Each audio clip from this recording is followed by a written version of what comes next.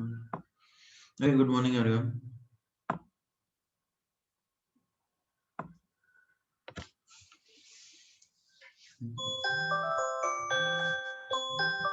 Okay, I hope you can see the no अभी screen नहीं दिख रहा है एक minute Yeah, good morning.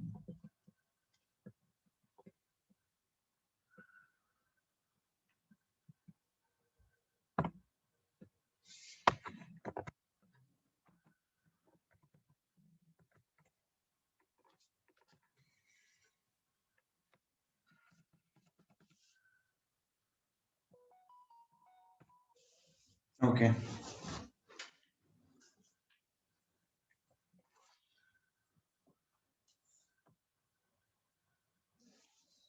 Okay, so let us start. क्या homework था last class में?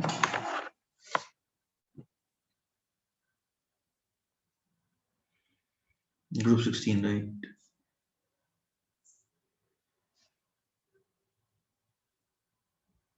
Just let me just open it.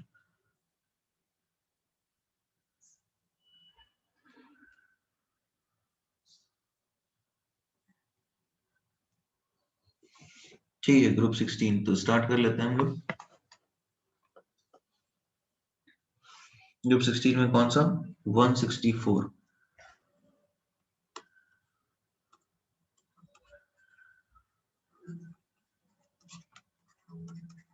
Question 164.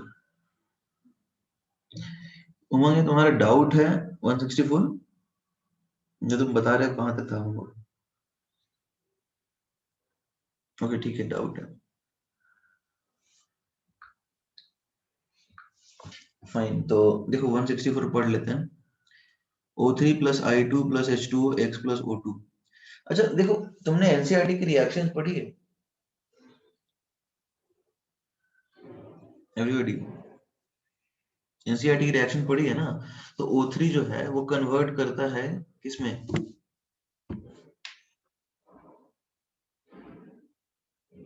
Everybody O3 convert करता है किसमें? HiO3 में ना, I2 को. ये एनसीईआरटी में लिखा हुआ है.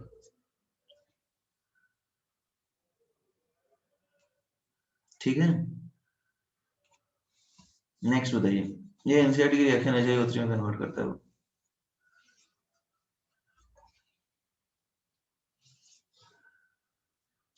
नेक्स्ट 164 के बाद 166. 166. Which of the following gives a mixture of SO2 and SO3 on heating? SO2 और SO3 दोनों देता है साथ में हीट करने पे. देखो इस केस में क्या है, SO2 भी देगा और SO3 देगा. ये कुछ याद करने वाली चीजें ही है. अब जो FeSO4 है जिसको बोलते हैं ग्रीन विट्रियोल, एक ब्लू विट्रियोल होता है, ग्रीन विट्रियोल होता है, एक व्हाइट विट्रियोल होता है.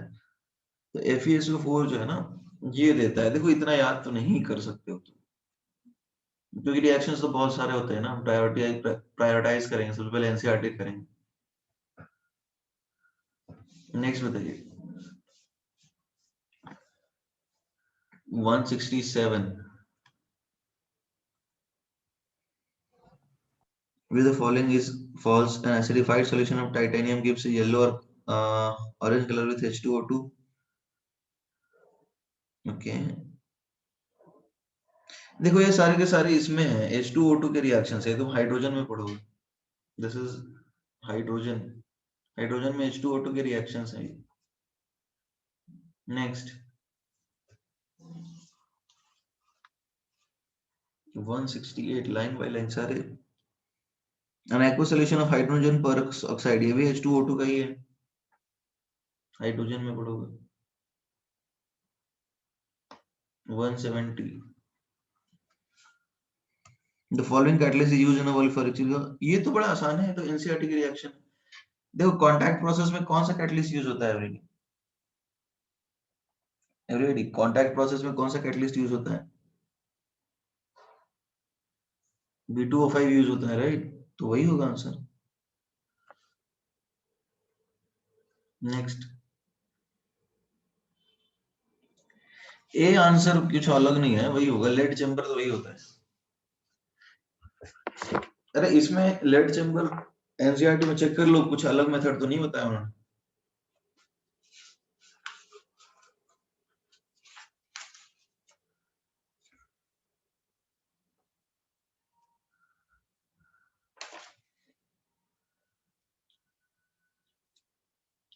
नहीं यही है, लेड चेम्बर मेथड नहीं है, कॉन्टैक्ट प्रोसेस ही पढ़ना है आपको, V2F5 होगा। ठीक है, नेक्स्ट।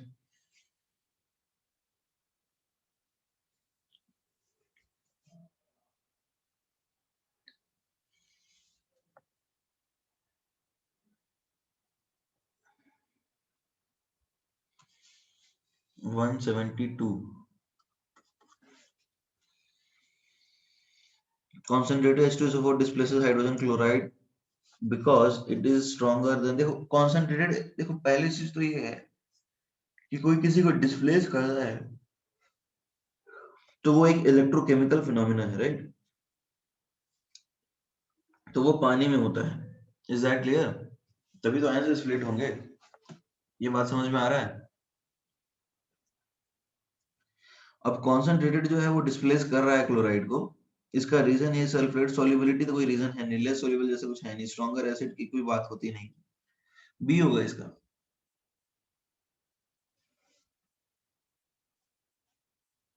ठीक है,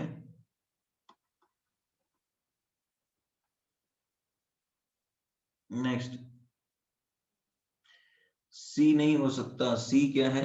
sulphates are more soluble than chlorides, देखो ऐसा कोई एविडेंस है नहीं कि सल्फेट जो है वो पानी में ज्यादा घुलते हैं एज कम्पेयर टू क्लोराइड्स। किसी अभी तक किसी हमने कभी कंपेयर किया है क्या कि, देखो SO4 2 माइनस और Cl माइनस दोनों ही आयंस ऐसे हैं जो स्ट्रॉन्ग एसिड से आते हैं और दोनों पानी में स्टेबल रहते हैं, तो कैसे बोल सकते हैं कि दोनों कोई ज्यादा स्टेबल है, मतलब ज्यादा सोल्यूबल है कम सोल्यूबल?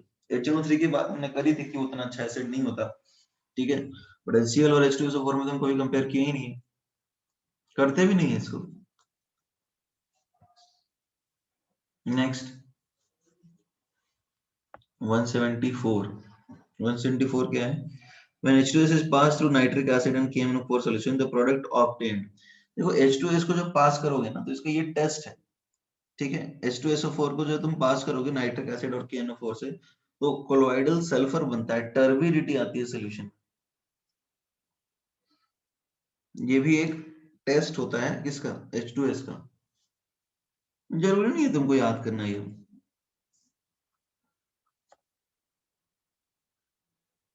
नेक्स्ट, इन्होंने उस तरह की चीजों के ऊपर काफी सवाल पूछे हैं हमें एक्सरसाइज में।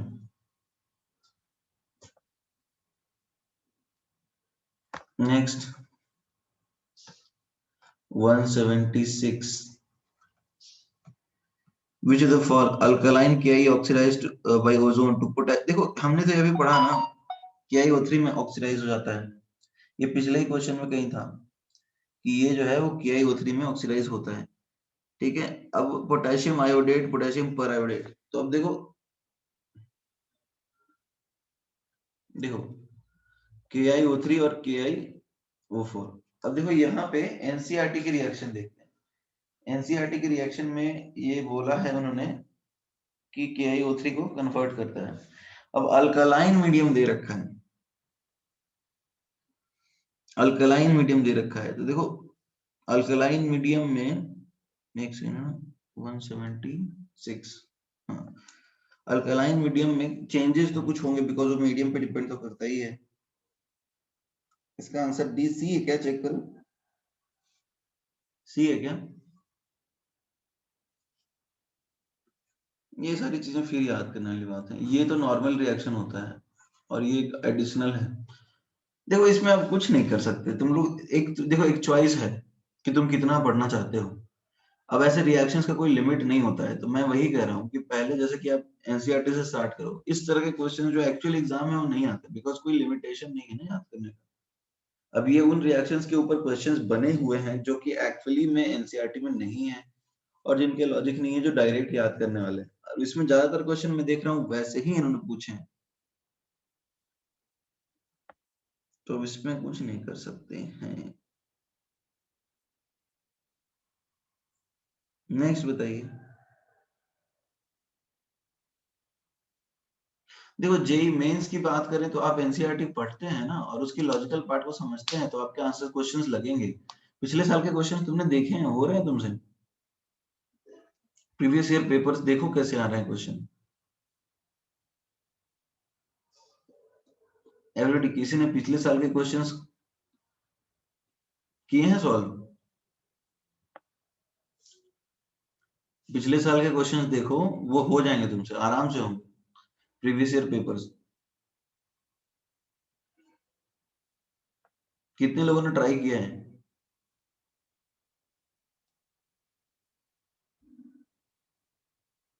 Okay.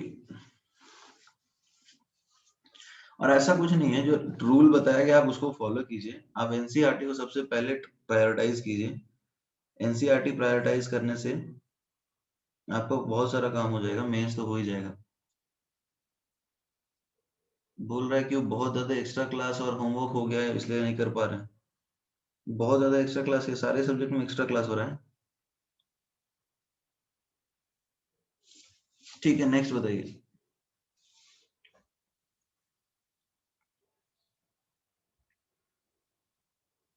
Next.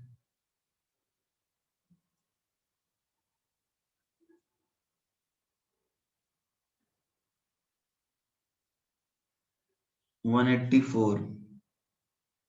184 which of the following statement is false? Super oxide की फाइट, देखो ये तुम्हें याद है सुपर ऑक्साइड जो है, ये है कौन से? 178। ठीक है। सल्फर को ट्रीट करोगे हॉट सल्फ्यूरिक एसिड के साथ तो क्या होगा? देखो हमने एक सल्फर की प्रॉपर्टी याद की थी, तुम्हें पता याद है रहा? एवरीबॉडी, सल्फर की एक प्रॉपर्टी थी कि हॉट सल्फ्यूरिक एसिड जो है वो क्या होता है, ऑक्सीडाइजिंग एजेंट होता है ना? तो हॉट सल्फ्यूरिक एसिड के साथ तुम सल्फर को ट्रीट करते हो तो ये क्या करेगा? सल्फर में कुछ पानी तो है नहीं, ऑक्सीडाइज ही करेगा इसको। ठीक है, अब ऑक्सीडाइज करेगा तो अब ऑक्सीडाइज करेगा तो कितने ऑक्सीडाइज करेगा? SO2 में करेगा, SO3 में करेगा। अब ये वाली बात हम जो बताएंगे कि SO2 में होगा या SO3 में होगा। तो अब तुम्हें देखो, खुद सोचो, H2SO4 वो हॉट सल्फर तुमने ट्रीट किया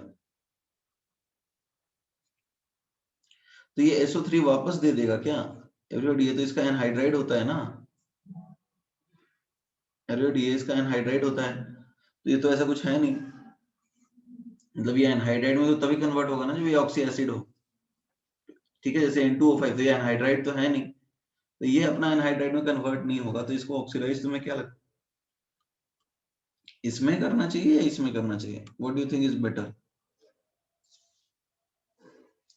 अरे ये तो इसमें कर ही नहीं सकता ना, क्योंकि ये तो सेम ऑक्सीडेशन स्टेट में चला जाएगा और इसका एनहाइड्राइड बन जाएगा, जो कि ये ऑक्सी एसिड होता तो बनता। ये होना चाहिए आंसर। वैसे ये क्वेश्चंस वैसे नहीं है जो पूछे जाएं। नेक्स्ट बताओ।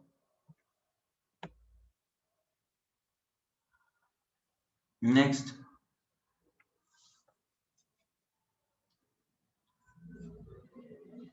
181। The reaction between ferric salt and aqueous solution in sodium thiosulfate produces pink color when soon diminishes. The pink color, देखो फेरिक सॉल्ट है यानी Fe3 प्लस है, वो रिएक्ट कर रहा है H2O3 2 माइनस के साथ। Pink colour which then soon disappears, this is the pink color is due to। ठीक है। अच्छा, ये पिंक कलर की बात हो रही है तो पिंक कलर का मतलब कंपाउंड कैसा होना चाहिए? पैरामैग्नेटिक, डायमैग्नेटिक, कैसा होना चाहिए? एवरीडी, पैरा होना चाहिए ना। तो एक तरीका तो तुम ये है कि देख लो पैरा है क्या क्या है। वैसे ऑप्शन ए है FeS2O3 3 4 माइनस, तो x minus 6 is equal to -4, तो ये आ गया x इज इक्वल टू +2। ठीक है, ये आ गया x इज इक्वल टू +2। दूसरे केस में देख लेते हैं।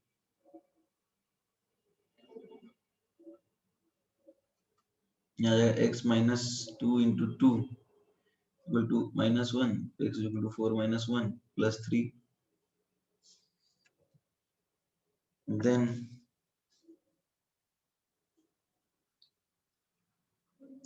Fe2S4 O6 फोर्थ राइज देखो, तो यहाँ पर 2x माइनस x डोमिनेंट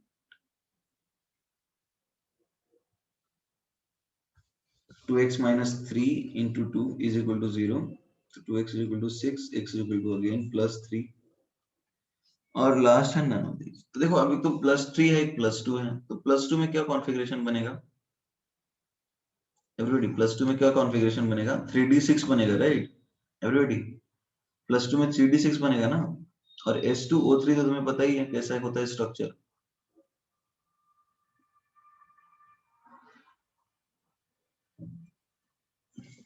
ऐसा होता है ना। Everybody is that clear? तो अब S2O3 2 माइनस ये हो गया, फाइन।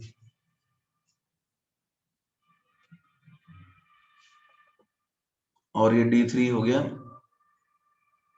ये 5 और ये भी है लेट्स से 3d5। अब एक चीज देखो ना कि कॉम्प्लेक्स जो बनता है ना, वो लिखा है कि पिंक कलर बन रहा है बट इट सून डिमिनिशेस। तो पिंक कलर ये जो रीजन है ये तो बेसिकली कॉम्प्लेक्स है, देखना है इसमें। देखना बेसिकली तुम्हें ये है कि किस केस में कॉम्प्लेक्सेशन हो रहा है, और यहाँ पर ये कॉम्प्लेक्स तुरंत डिसोसिएट हो जाएगा। पिंक कलर डिसअपियर हो रहा है, इसका मतलब समझ रहे हो? कॉम्प्लेक्स स्टेबल है एवरीबॉडी है। यहाँ पे किसी भी केस में देखो, यहाँ पे कॉम्प्लेक्स स्टेबल है क्या? कोऑर्डिनेशन नंबर क्या है इसका? तो ये तो ऑब्वियसली डिकम्पोज होगा ही। इस केस में यदि पिंक कलर बनेगा तो सॉल्ट में डिकम्पोज तो होना नहीं है। तो आंसर या तो ये हो सकता है या तो ये हो सकता है। अब देखो पैरामैग्नेटिक बिहेवियर 3d6 में हो गया। अच्छा ये बताओ S2O3 2 स्ट्रॉन्ग फील्ड लिगेंड है या weak field ligand? Everybody S2O3 2 strong field मानोगे या वीक फील्ड? एक डोनर ऑक्सीजन है और एक डोनर सल्फर है, और यहाँ पे चेलेशन नहीं हो रही क्योंकि 1 2 3 4, तो ये तो वीक फील्ड लिगेंड ही हुआ। ठीक है, वीक फील्ड लिगेंड ही हुआ, तो पेयरिंग तो ये नहीं ही कराएगा। तो अनपेयर्ड इलेक्ट्रॉन दोनों में आ रहे हैं इन दैट केस। ये याद करने वाला चीज हो गया। एक्चुअली में पिंक कलर इसका ही होता है जो कि ये डिकम्पोज होता है।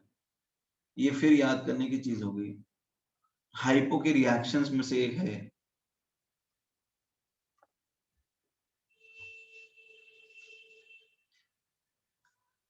देखो इसने इतने सारे ये जो इन्होंने पूछे हैं ना इस तरह के क्वेश्चंस, वो ज्यादातर ऐसे ही टॉपिक के ऊपर है। इसका अपन कुछ नहीं कर सकते, एक याद करने वाला पार्ट तो आ ही रहा है हर जगह पे। नेक्स्ट बताइए।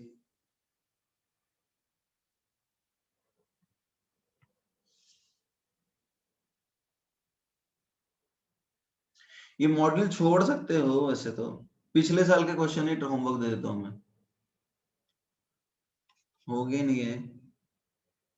Which of the following statement super oxides give hydrogen peroxide and oxygen with water?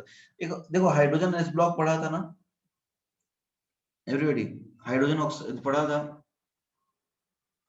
देखो KO2 को पानी में डालोगे तो क्या होता है?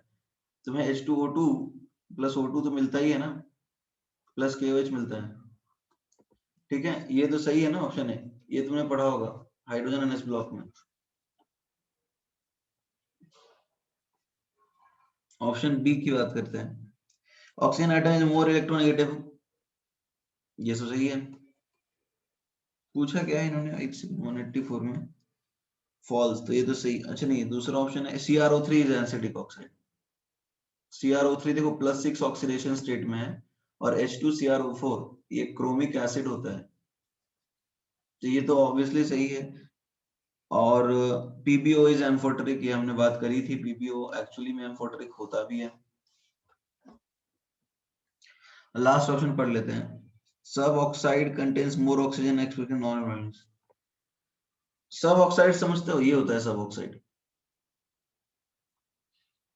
ये होता है ना, दिस इज कार्बन सब ऑक्साइड।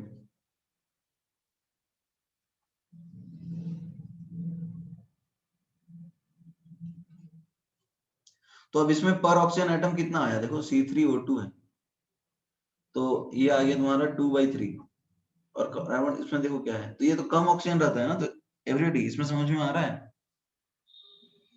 इसमें जो रिक्वायर्ड है सब ऑक्साइड में, उससे तो कम ही ऑक्सीजन है। तो डी होगा आंसर। पीवाई क्यू से ही दे देता हूं मैं। ठीक है, नेक्स्ट क्लास में PY Q previous year question सही दूं।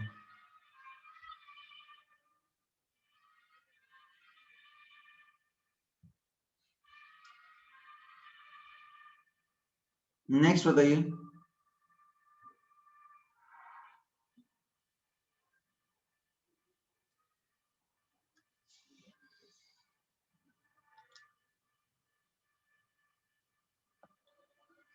Next next.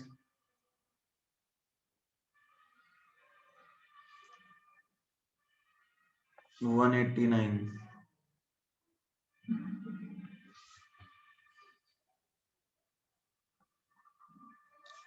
Consider the following compounds: sulfur dioxide, hydrogen peroxide, ozone. Among these compounds, the one which can act as bleaching agents would be।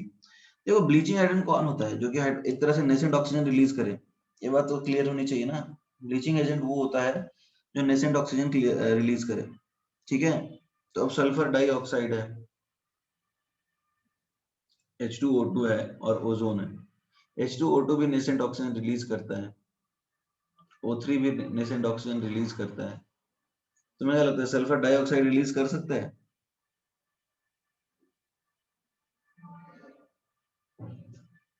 Everybody, sulphur dioxide कर सकता है release? देखो sulphur dioxide भी कुछ condition जो release करता है, ठीक है, और वो कंडीशंस ऐसे हैं जिसको तुम O3 से साथ रिएक्ट कराओ तो एक कंपाउंड अलग बनाएगा और उसके बाद फिर नेसेंट रिलीज करेगा। एनसीईआरटी में इन दोनों की ही बात है, तो अकॉर्डिंग टू एनसीईआरटी आपको यही आंसर होना चाहिए। बट ये भी स्पेशल केसेस में O3 के साथ रिएक्ट करके बनाता है। नेक्स्ट बताइए। अच्छा एक काम करो, मैं पीवाई क्यू से ही करवाएंगे इसमें, क्योंकि बहुत सारी ऐसी चीजें पूछे हैं जिनका कोई मतलब नहीं। इसको रहने ही देते हैं हम लोग आगे से। एक्सरसाइज 3 जो है ना, exercise 3, everybody can you see exercise 3?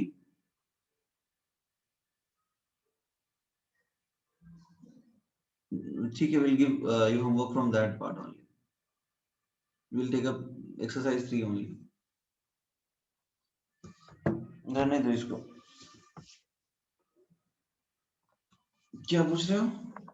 Bore hole method क्या होता है? तुमने कहाँ पढ़ा?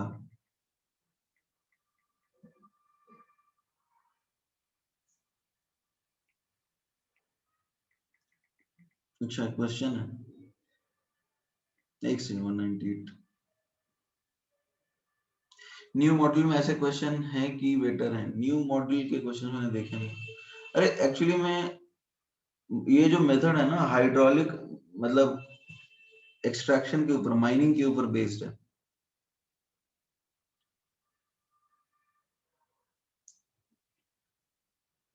ठीक है, मिनरल्स निकालते हैं बोर होल्स के थ्रू। क्यों, क्वेश्चन क्या है इसमें? क्या मिला है क्वेश्चन तुम्हें? 194।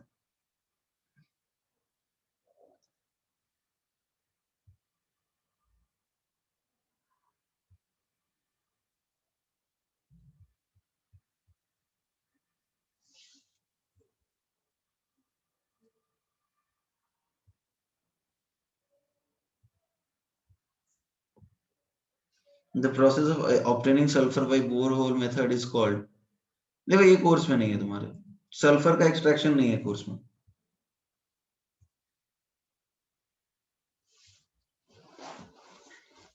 चलो let us come back to this, I will give you homework from previous year papers. ठीक है, so that will save our time. Fine, तो अब देखो coming back, see coming back to interhalogen compounds. Interhalogen compound सबको याद है ना everybody? Interhalogen compounds याद है ना सबको?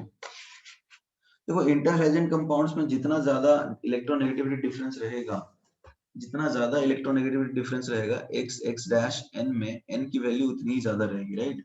हमने यही सीखा था ना कि इंटरहैलोजन कंपाउंड में जितना ज्यादा इलेक्ट्रोनेगेटिविटी डिफरेंस, एन की वैल्यू उतनी ही ज्यादा रहेगी और उतना ही वो कंपाउंड बनेगा, राइट?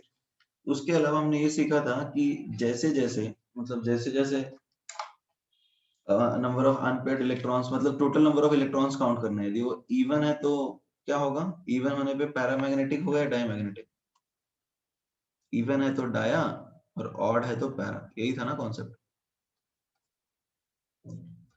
अब किसी, अब बात ये थी कि ये जो क्वेश्चंस हैं मतलब ये जो पार्ट है जैसे कि अलग अलग गैसेस के कलर लिखे हुए हैं, जैसे CLF is colourless, BRF is pail brown, IF is detected spectro. तो अब देखो ये कलर याद करने की जरूरत नहीं, आज तक किसी ने मतलब एग्जाम में इनके एग्जैक्टली कलर पूछे नहीं है, ठीक है। अब ये तुम्हारा कॉल है कि तुम याद करो या ना करो, ठीक है। मेरे पास भी एडवांस में ऐसे तो नहीं आए हैं अब तक, और मेरे पास भी ऐसा कोई ट्रिक नहीं है जिसके थ्रू मैं तुम्हें कलर याद करवाऊं। एक्चुअली एनसीईआरटी में एक टेबल है 7.11, उसमें बहुत सारे जो गैसेज हैं उनके कलर्स लिखे हुए हैं, जैसे IF7 is colourless gas, CLF5 is colourless liquid, BRF5 is colourless liquid. ज्यादातर कलरलेस ही हैं, ठीक है। कुछ हैं जो मतलब मोस्टली तुम देखोगे कि X3 में कुछ कुछ कलर्स हैं, जैसे yellow green liquid, yellow powder, orange solid, और ऊपर जो है XX- में वो कलर्ड है, ठीक है।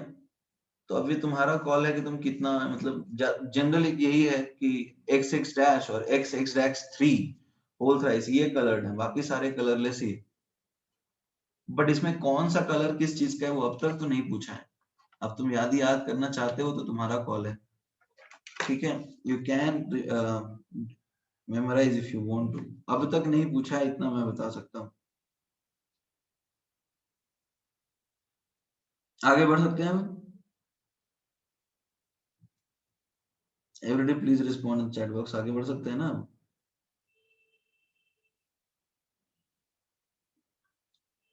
ठीक है,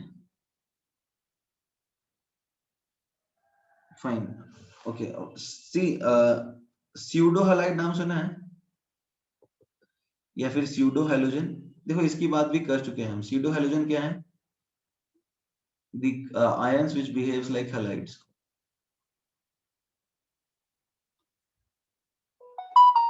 which have behavior similar to halides।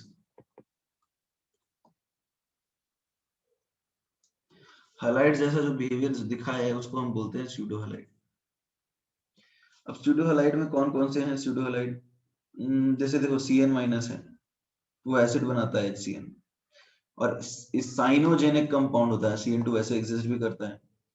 फिर SCN- है, ठीक है, वो HCN बनाता है, दिस इज कॉल्ड थायोसाइनिक एसिड, और ये डाइमर बनाता है SCN होल ट्वाइस, ठीक है।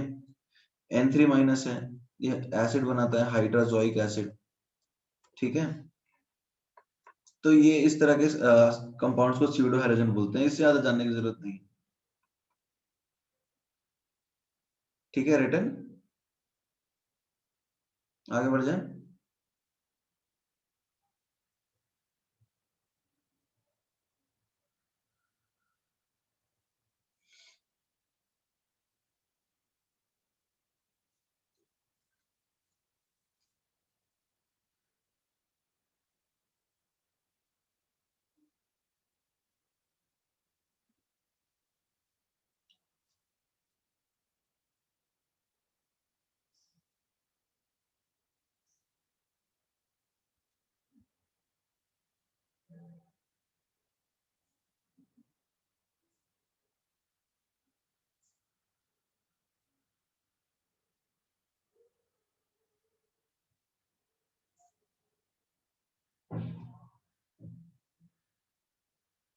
Done everyone. अच्छा, कुछ चीजें हैं कि जो ऑक्साइड्स होते हैं किसके, क्लोरीन के, उनमें कुछ पॉलीमराइज भी कर जाते हैं, जैसे ऑक्साइड्स ऑफ क्लोरीन की बात कर लेते हैं।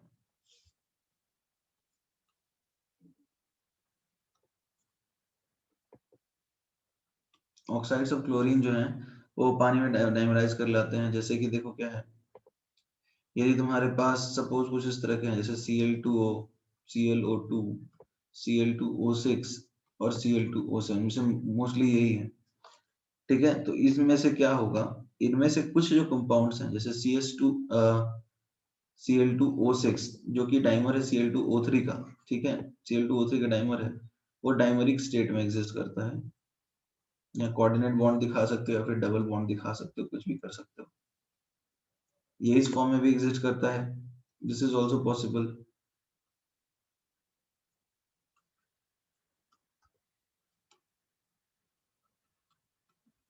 ये इस फॉर्म में भी एग्जिस्ट कर सकता है, this is also possible.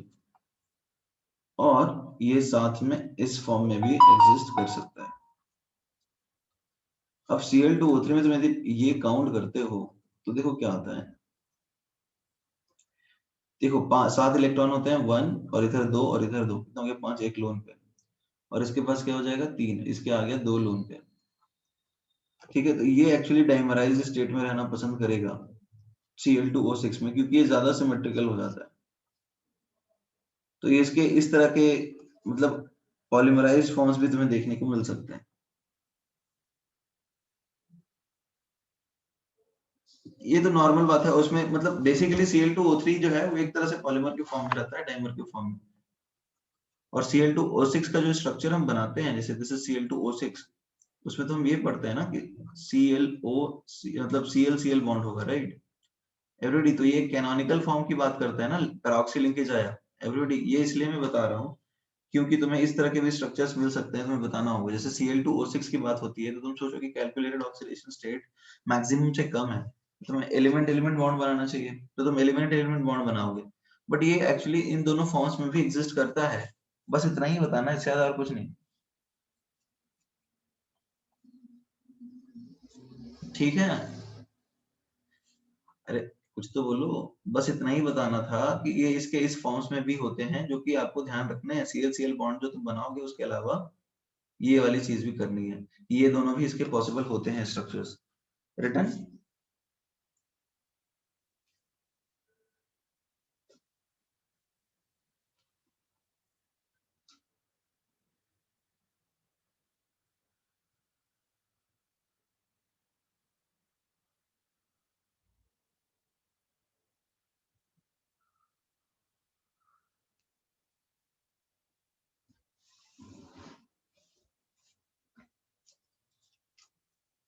Done.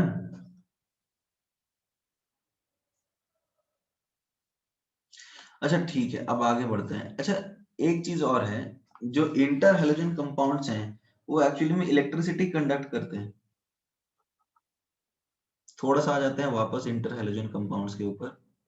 तो इंटर हेलोजन कंपाउंड्स में कुछ केसेस हैं फेमस पॉलीमराइजेशन के, जैसे ICl3 देखो, ICl3 जो है इसका हाइब्रिडाइजेशन sp3d है, जो कि अनस्टेबल है, अनसिमेट्रिकल है, ठीक है। तो ये क्या करेगा, ये बनाता है 3C2E bond, 3C4E bond in fact.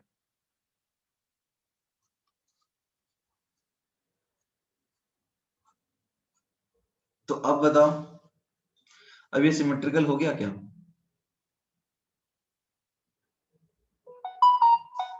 अभी देखो ये मॉलिक्यूल प्लेनर है, अब ये प्लेनर है, इसमें जो इलेक्ट्रॉन पेयर्स होते हैं ना वो एक जिसके जस्ट ऊपर और इसके जस्ट नीचे होता है, और ये नॉन पोलर मॉलिक्यूल है, ये नॉन पोलर मॉलिक्यूल है। तो अब ये इस डाइमेरिक स्टेट में रहना पसंद करता है, ठीक है। और इतना ही नहीं, ये इस फॉर्म में भी एग्जिस्ट कर सकता है, ICl3 सपोज कुछ इस तरह का है, पहले यही लिखो। तो हम ऐसा बोलेंगे कि ICl3 जो है डाइमराइज करके बनाएगा I2Cl6, और I2Cl6 नॉन पोलर है, इसका नेट डाइपोल मोमेंट 0 है, ये समझ में आ रहा है क्यों एवरीबॉडी? इसका नेट डाइपोल मोमेंट 0 होगा या नॉन जीरो होगा? Can you just Google structure of I2Cl6? It is because symmetrical है ना ये, you can just Google structure of I2Cl6। ये एक इंपॉर्टेंट कंपाउंड है, नॉर्मली इसके पूछ लेते हैं, ये तुम्हारे JDT में भी दिया होगा, यदि तुम पढ़ते हो उसमें, तो ये इंपॉर्टेंट चीज है। मिला सबको, गूगल किया?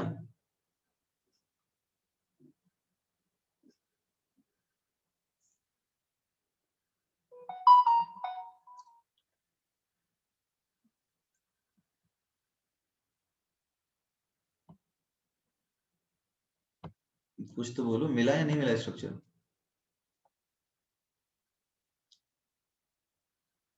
ठीक है, आगे बढ़ जाए फिर, लिख लिया?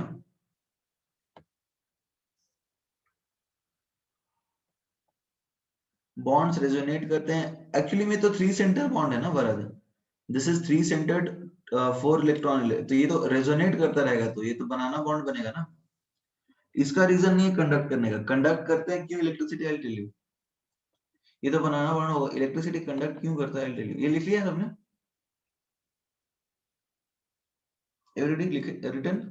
देखो कंडक्ट करने के पीछे रीजन क्या होता है, ये जो है इसको लिक्विड फॉर्म में तुम देखोगे, इसको लिक्विड फॉर्म में, that is planar, planar Naman, that is planar.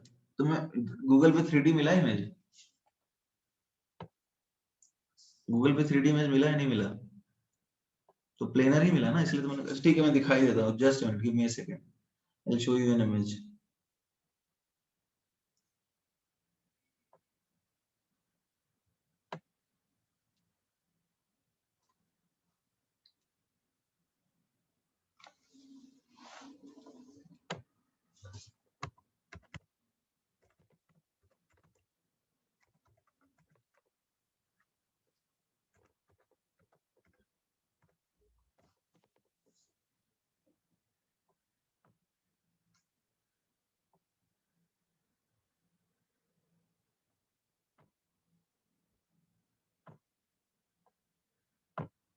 Can you see this, दिख रहा है? ये तो परफेक्ट प्लेनर है ना, ये ऊपर नीचे लोन पेयर होता है। आगे बढ़ सकते हैं?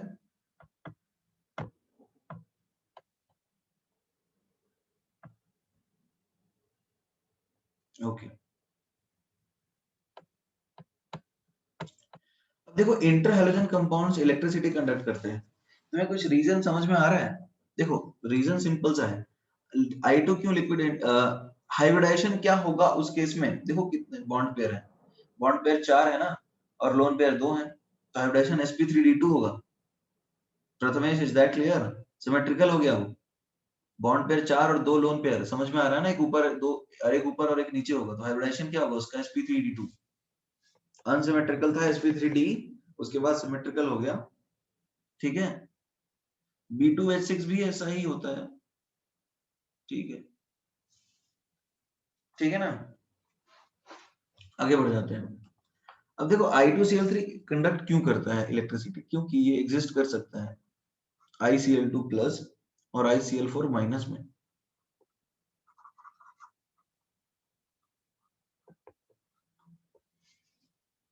ठीक है।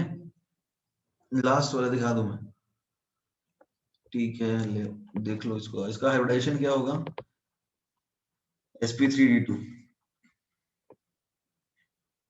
two lone pairs symmetrically placed on iodine atom,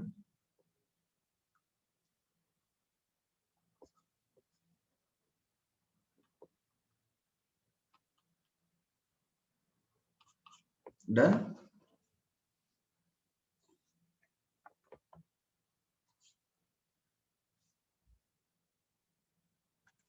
okay, अब देखो ICl2 प्लस और ICl4 माइनस, ठीक है, इस तरह से एग्जिस्ट करेगा ये। IF5 कैसे एग्जिस्ट करेगा, IF5 एग्जिस्ट करेगा IF4 माइनस और IF6 माइनस, ठीक है। फिर ICl कैसे एग्जिस्ट करेगा, सॉरी BrF3 कैसे एग्जिस्ट करेगा, BrF2 प्लस और BrF4 माइनस। तो ये याद है तुम्हें, I2 कैसे एग्जिस्ट करता था, I3 प्लस और I3 माइनस, ऐसा।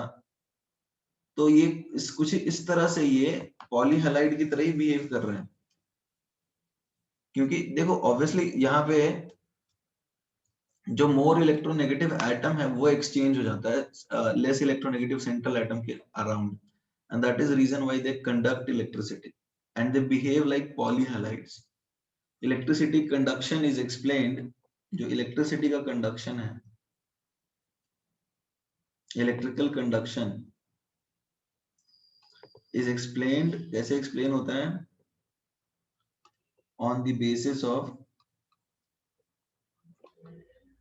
behavior similar to that of polyhalides.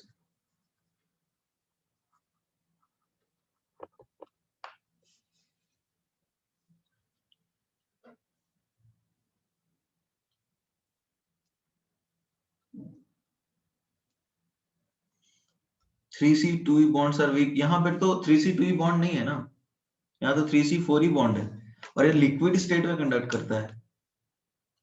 ठीक है Vilasa, it conducts in liquid state.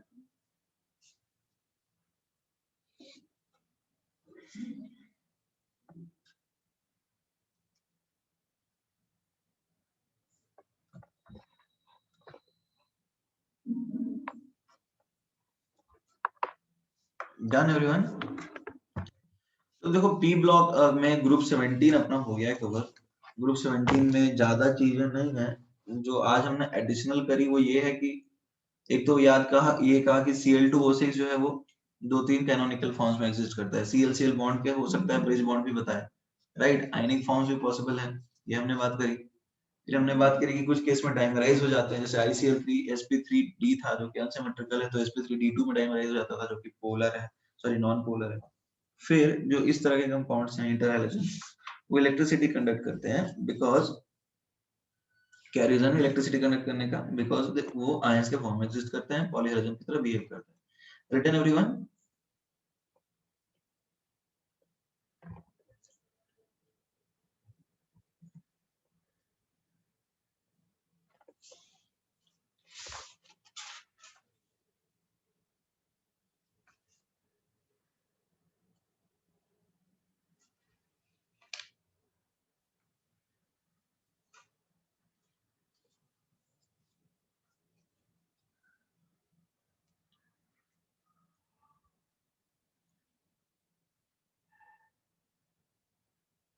Okay, आगे बढ़ सकते हैं।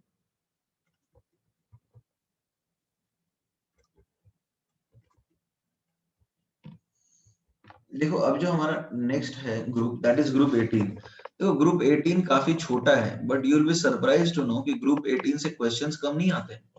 ग्रुप 18 से क्वेश्चंस काफी आते हैं। तो मेरे पिछले साल के पेपर्स देखोगे, so you'll find a lot of questions asked from group 18 only। और ग्रुप 18 जो है मैं बोलूंगा ये मोस्ट इंपॉर्टेंट है पूरे के पूरे पी ब्लॉक में, इससे सबसे ज्यादा क्वेश्चंस आप एक्सपेक्ट कर सकते हो। ठीक है, और ज्यादातर केसेस में जो हम लोग आगे रिएक्शंस पढ़ने वाले हैं ग्रुप 18 के अंदर, उससे क्वेश्चंस आने के चांसेस सबसे ज्यादा है। ग्रुप 18 मोस्ट इंपॉर्टेंट है पूरे पी ब्लॉक में।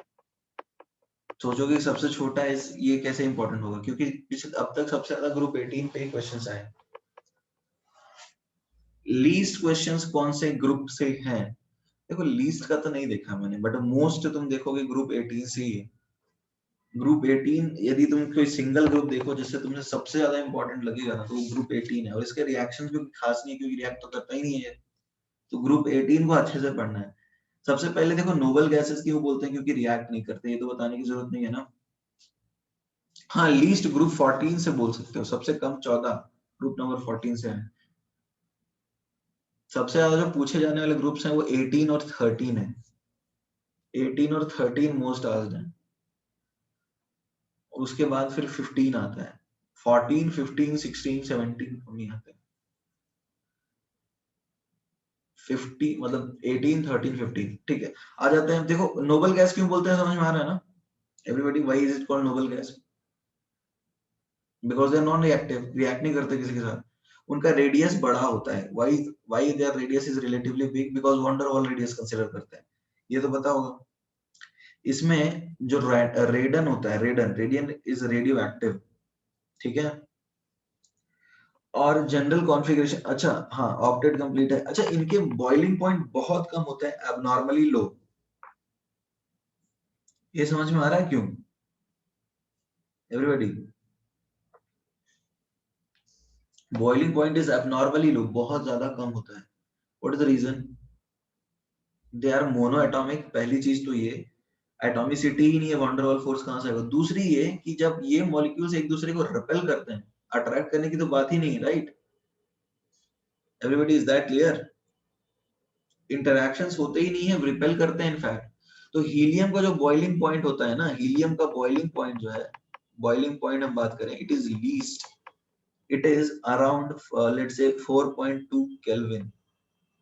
So this is why it is used in cryogenic experiments. Cryogenic experiments की बात की थी ना, वो मुंडी काट के रख देंगे और फिर बाद में जिंदा कर देंगे, बोला याद है?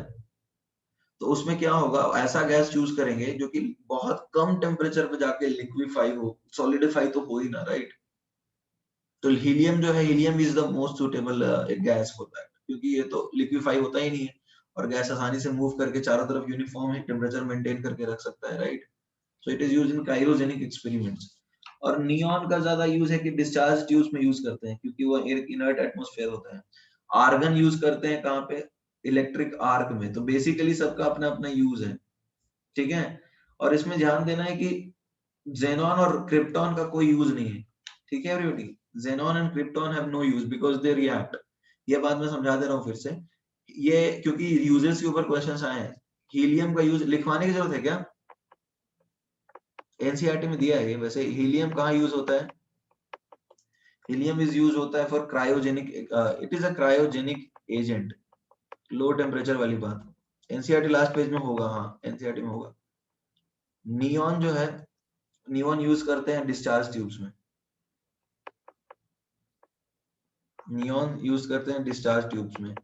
ओके, आर्गन कहाँ यूज करते हैं? आर्गन यूज करते हैं वेल्डिंग आर्क में, वही इनर्ट एटमॉस्फेयर प्रोवाइड करता है, वेल्डिंग आर्क में। और ये जो क्रिप्टॉन है और जेनॉन है, इनको कोई यूज नहीं है, क्योंकि ये रिएक्ट कर जाते हैं। नो यूज, इनके तो रिएक्शंस हो जाते हैं, they are not as inert as we think. तो ये इनके कुछ यूजेस हो गए। ये लिखना चाहते हो तो लिख सकते हो, एनसीईआरटी में अंडरलाइन कर सकते हो, एनसीईआरटी में लिखा हुआ है इसका यूज। आगे बढ़ जाए।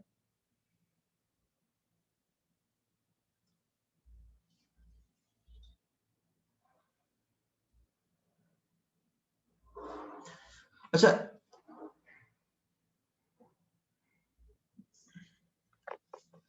इलेक्ट्रॉनिक कॉन्फ़िगरेशन की बात करते हैं।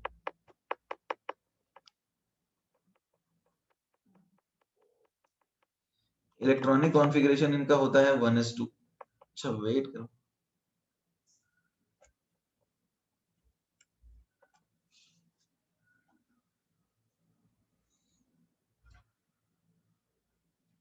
आज हो जाएगा ये।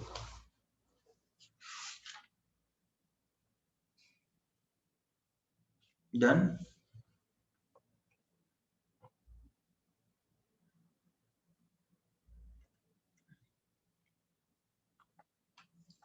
इलेक्ट्रॉनिक कॉन्फ़िगरेशन है 1:2 हीलियम के लिए, बाकी क्या है फुल्ली फिल्ड कॉन्फ़िगरेशन,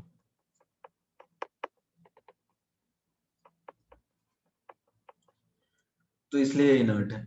बाकी हम बात करें आयनाइजेशन एंथैल्पी क्या होगा बताओ? आयनाइजेशन एनर्जी क्या होगा? Very high. और नीचे जाने पे क्या होगा बताओ? Decreases down the group in a period and decreases down the group या इंक्रीजेस बताओ? डाउन द ग्रुप तो डिक्रीज करेगा ना। ओके, रेडियस तो बढ़ेगा, एटॉमिक रेडियस हाईएस्ट इन, देखो हायर देन, एटलीस्ट क्या बोल सकते हो, higher than noble gases, higher than halogens, and it increases down the group.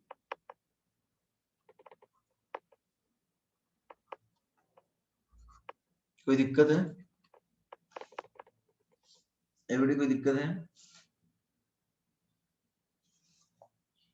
Okay, electron gain enthalpy क्या होगा बताओ एवरीबॉडी? इलेक्ट्रॉन गेन एंथैल्पी तो है ही नहीं ना, यहाँ पर इलेक्ट्रॉन लेने की कोई टेंडेंसी नहीं है, वेरी वेरी लो, लेते नहीं है, इनफैक्ट एंडोथर्मिक प्रोसेस है ये, and the process is endothermic, इनको नहीं चाहिए electron.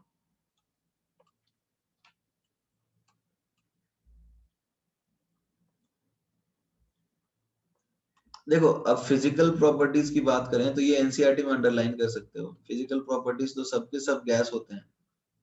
Everybody, all are gases. Do you understand why are all gases? ये समझ में आ रहा है सबके सब गैसेस क्यों हैं? एवरीबॉडी, गैसेस इसलिए हैं क्योंकि कोई इंटरेक्शन ही नहीं है। कोई इंटरेक्शन है ही नहीं तो सॉलिड और लिक्विड कहां से हो? सबके सब गैस ही होते हैं, सारे के सारे।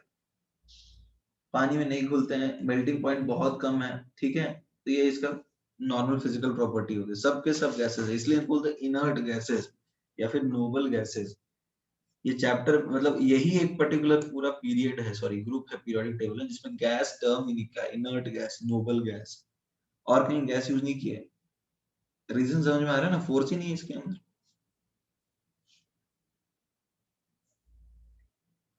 ठीक है, ओके। तो आगे बढ़ सकते हैं हम लोग। अब देखो कुछ तो रिएक्ट कर जाते हैं इसमें। एक क्या है, केमिकल रिएक्शंस पे आते हैं। केमिकल रिएक्शंस इनके होते हैं, यहाँ पे हमें जो पढ़ना है वो मोस्टली पढ़ना है जेनॉन के। एक क्लास ऑफ कंपाउंड होती है दैट इज कॉल्ड क्लैथरेट्स। नाम सुना है एवरीबॉडी? क्लैथरेट्स नाम सुना है? Okay,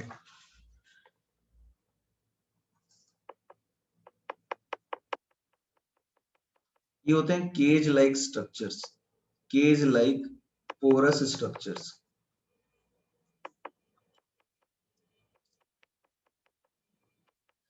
cage like porous structures, they are called clathrates. अब ये कैथरेट्स क्या होते हैं? ऐसे स्ट्रक्चर्स होते हैं जो कि काफी पोरस होते हैं, ठीक है। ये स्ट्रक्चर्स काफी पोरस होते हैं, मतलब ऐसे कोई भी कंपाउंड इनऑर्गेनिक में ले सकते हो जिसमें खाली पोरस मेम्ब्रेन्स हो, जिससे गैसेस आसानी से मूव कर सकते हैं, ठीक है।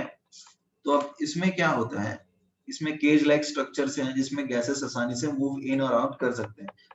कोई दिक्कत है इसमें? कोई भी पोरस स्ट्रक्चर मान लो, ठीक है। अब ऐसे पोरस स्ट्रक्चर्स में हीलियम और नियॉन, ठीक है, हीलियम और नियॉन जो है ये क्या होगा, ये है have low molar mass, have low molar mass and high diffusion rate, high diffusion rate। तो अब क्या होता है, ये क्या करते हैं, आते हैं स्ट्रक्चर से और निकल जाते हैं। So they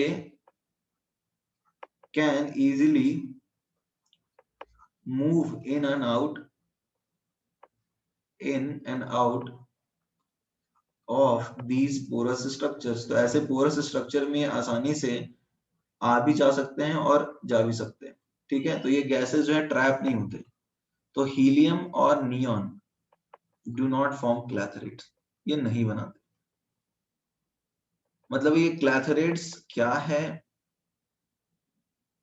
they are basically porous structures found by any compound, ठीक है। और उसमें हीलियम और नियम के रेट्स ऑफ डिफ्यूजन भी बहुत ज्यादा है, तो ये आते हैं और चले जाते हैं, ये रुकते नहीं है वहां पे, अटकते नहीं है।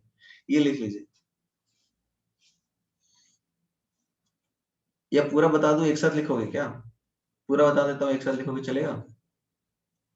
तो देखो होता क्या है, बहुत सारे पोरस स्ट्रक्चर्स हमारे आसपास हो जाते हैं। तो अब होता क्या है, गैसेस जैसे तुम मान लो तुमने सरफेस केमिस्ट्री पढ़ा है, गैसेस सरफेस पे आके ट्रैप होकर रिएक्ट करते हैं ना। तो अब हीलियम और नियम क्या करेंगे, सरफेस पे ट्रैप होकर के निकल जाएंगे तुरंत, ठीक है। सी एच है, सी एच, सी क्लैथरेट्स में C L A T H है, C L A T H R A T S, ठीक है। तो हीलियम और नियन क्या करते हैं, हीलियम और नियन क्या करेंगे, हीलियम और नियन जो है वो निकल जाएंगे, आएंगे और जाएंगे, आएंगे और जाएंगे। अब होता क्या है कि जो आर्गन है वो थोड़ा हेवी गैस होता है, उसका रेट ऑफ डिफ्यूजन कम हो जाता है। बट यदि हम बहुत हेवी गैस की बात करें जैसे कि जेनॉन, तो जेनॉन क्या होता है, जेनॉन थोड़ा भारी गैस है and it gets trapped inside the clathrates. और होता क्या है, हेवियर गैसेस जो हैं, heavier gases, heavier gases like xenon get trapped in these clathrates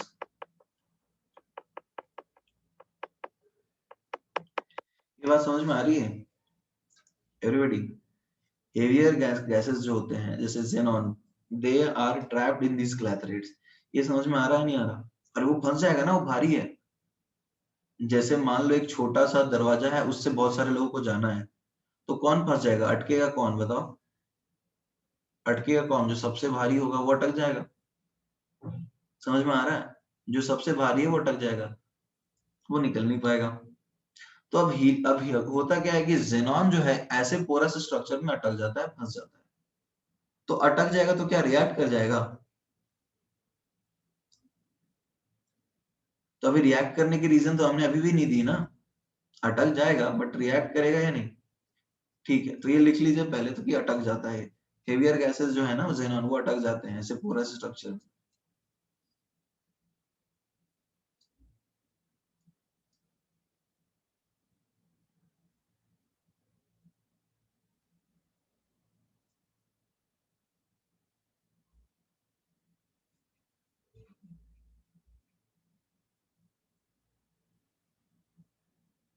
move in, move in के आगे move in and out, move in and out.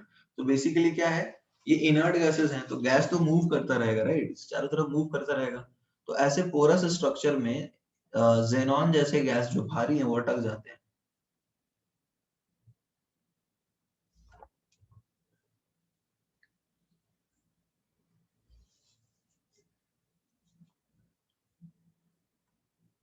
Done everyone? Okay. तो अब अटकेगा तो रिएक्ट करेगा क्या? देखो अब इसके रिएक्ट करने की क्या बात है। अब इसका यदि तुम देखोगे तो आयनाइजेशन एनर्जी O2 मॉलिक्यूल का जो होता है, यानी O2 को O2 प्लस प्लस इलेक्ट्रॉन में कन्वर्ट होने में जो एनर्जी लगता है, और जेनॉन को जेनॉन प्लस में कन्वर्ट होने में जो एनर्जी लगता है, वो दोनों इक्वल है। इस केस में IE लेट से x है, और इस केस में IE यदि y है, तो x is equal to y होता है। अब ये एक साइंटिस्ट था, एनसीईआरटी में उसका नाम लिखा है नील बार्टलेट। या नाम रखने की जरूरत नहीं है याद, ठीक है ना? अब जो है, तो जिस तरह से O2PT, तो ये बिल्कुल वैसे ही कंपाउंड बनाता है जैसे O2 बनाता है। जैसे O2PtF6 बनता है, वैसे ही XePtF6 बनता है। समझ में आ रहा है? तो अब ऐसा देखा गया कि जेनॉन एक तो अटकता भी था, और उसकी जो आयनाइजेशन एनर्जी है वो कंपेरेबल है किसके साथ? O2 के साथ। तो ऐसा देखा गया। More over, it was found that the ionization energy of Xe and O2 molecule, of atom की बात नहीं हो रही, are identical. So it can give reactions with with fluorine atom. ये समझ में आ रहा है फ्लोरीन एटम की बात करी गई? एवरीबॉडी ये ध्यान से सुनो मैं क्या बोल रहा हूँ।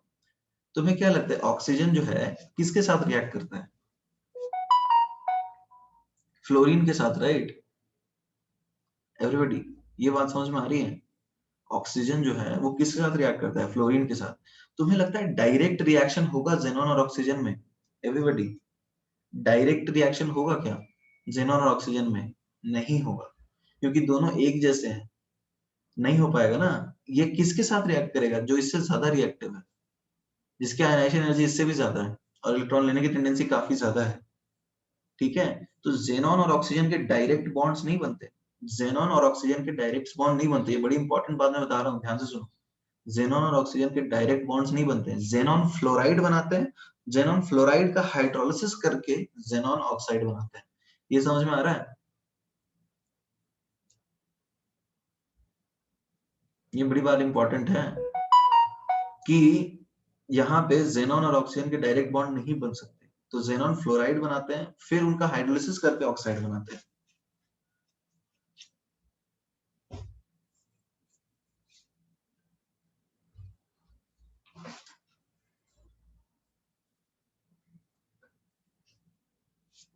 Tanmay is asking to scroll up.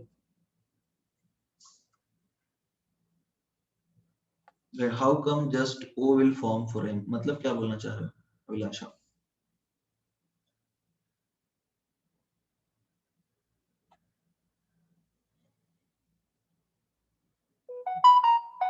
ओ जाएगा एच जाएगा ना, मतलब should I unmute you?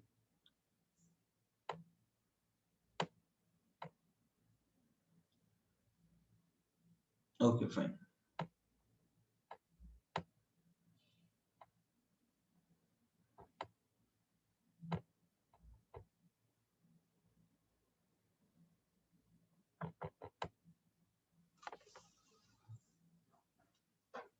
Done everyone?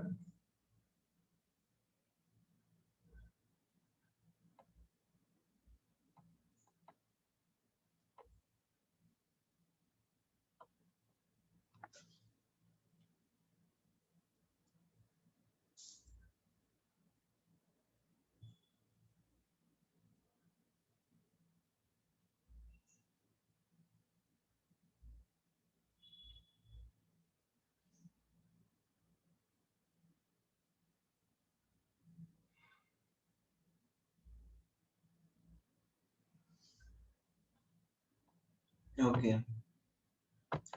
तो अब ये समझ में आ रहा होगा कि direct reactions, direct reactions between Xe and O are not possible. ठीक है, तो xenon oxides are prepared through hydrolysis of xenon fluorides. ये बड़ी इंपॉर्टेंट बात है.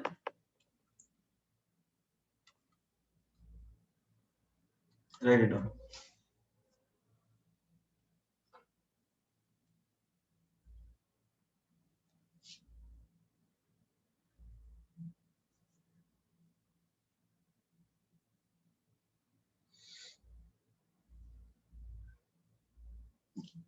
Done?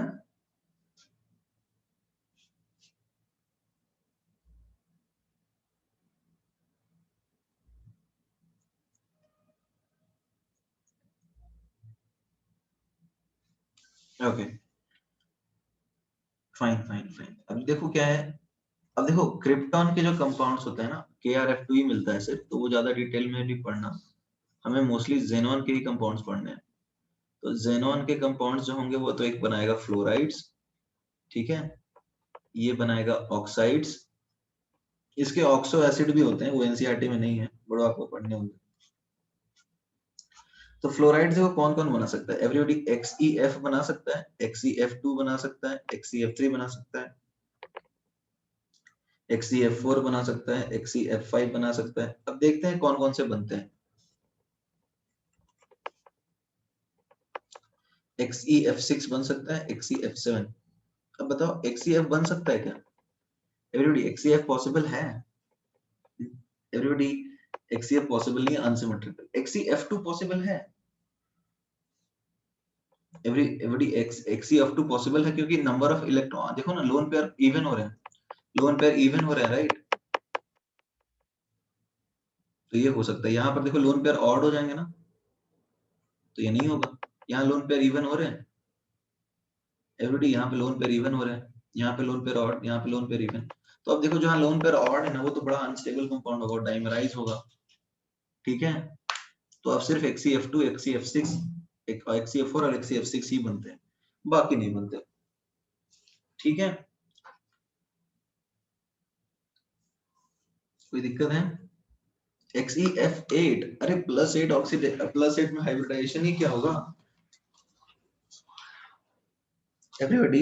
XeF8 उमंग पूछ रहा है, do you think XeF8 possible? क्या हाइब्रिडाइजेशन होगा उस केस में? नहीं हो सकता. अभी sp3d3 में 3 नॉन एक्सियल ऑर्बिटल लगते हैं और 4 होते ही नहीं नॉन एक्सियल. समझ में आ रहा है एवरीबॉडी?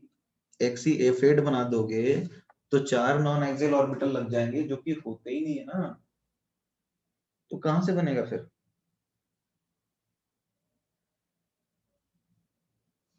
ओके, अच्छा अब देखते हैं इधर XeO, XeO2, XeO3 और XeO4। एवरीबॉडी तुम्हें क्या लगता है XeO4 बन सकता है? एवरीबॉडी XeO4 बन सकता है, जरा बताओ तो। ये नहीं बन सकता। कितने लोग बता सकते हैं कि ये क्यों नहीं बनेगा? कोई रीजन देगा इसका? एवरीबॉडी सेम रीजन है। यहाँ पे 4 पाई बॉन्ड्स बन रहे हैं, 4 पाई बॉन्ड्स बन रहे हैं। अब जरा सोचो, ये पाई बॉन्ड्स 4 बनाने के लिए 4 नॉन एक्सियल ऑर्बिटल्स लगेंगे, और वो भी कहां पे? डी के, जो कि होते ही नहीं है। ये समझ में आ रहा है? XeF सेट जैसा ही हो गया ना ये, जो कि होते ही नहीं है। तो ये तो नहीं बन सकता, काट दिया हमने इसको। ये बन सकता है क्या? 3 तो होते हैं ना एवरीबॉडी, एवरीबॉडी 3 तो होते हैं ना, तो ये बन जाएगा। ओके, XeO2 में बताओ, XeO2 में देखो कितना है, हो जाएगा 1 2 3 4। देखो ये दोनों नहीं बनते, इनका कोई रीजन नहीं है। ये तो ऑब्वियसली अनहाइब्रिडाइज्ड है, तो ये नहीं बनेगा। ठीक है, अब इसमें XeO2 क्यों नहीं बनता? XeO2 नहीं बनता है, इसका कोई रीजन नहीं है। बेसिकली 2 लोन पेयर है, ये बनता नहीं, तो ये आपको याद करना है कि ये नहीं बनता। This is not form. इसका कोई रीजन नहीं है why it is not form. May be just because of the fact कि 2 लोन पेयर ऑक्सीजन, बट इसका कोई रीजन प्रॉपर नहीं है। जुगाड़ ही बताएगा जो भी बताएगा। बॉन्डिंग के पर्सपेक्टिव से कोई रीजन नहीं है इसका कि क्यों नहीं बनता। देखा नहीं गया इसलिए नहीं बनता, यही रीजन है बेस्ट। ये याद ही करना है। तो एक चीज याद करनी पड़ेगी आपको कि XeO2 नहीं बनता। ठीक है एवरीबॉडी। फ्लोराइड्स के ऊपर जेनॉन के कंपाउंड्स लिखे हैं मैंने हेडिंग में, देखो लिखा है जेनॉन के कंपाउंड्स मोस्टली। तो एक चीज तो याद कर ही सकते हो ना। अरे इनफैक्ट बड़ा आसान हो गया तुम्हारे लिए, तुम ऐसे याद करो ना कि सिर्फ जेनॉन के ऑक्साइड्स में XeO3 ही एग्जिस्ट करता है, बाकी कोई एग्जिस्ट नहीं करता। कहानी वैसे ही खत्म हो जाएगी। सिर्फ XeO3 एग्जिस्ट करता है, बाकी एग्जिस्ट करते ही नहीं है। ठीक है, ओके, ये लिख लिया। तो इसलिए ऊपर नीचे स्क्रॉल करने बोल रहे हैं, इसलिए मैं कर रहा हूँ। Right on then.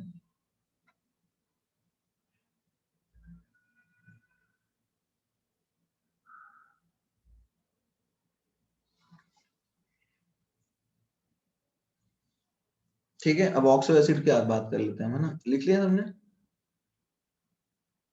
Everybody? Return.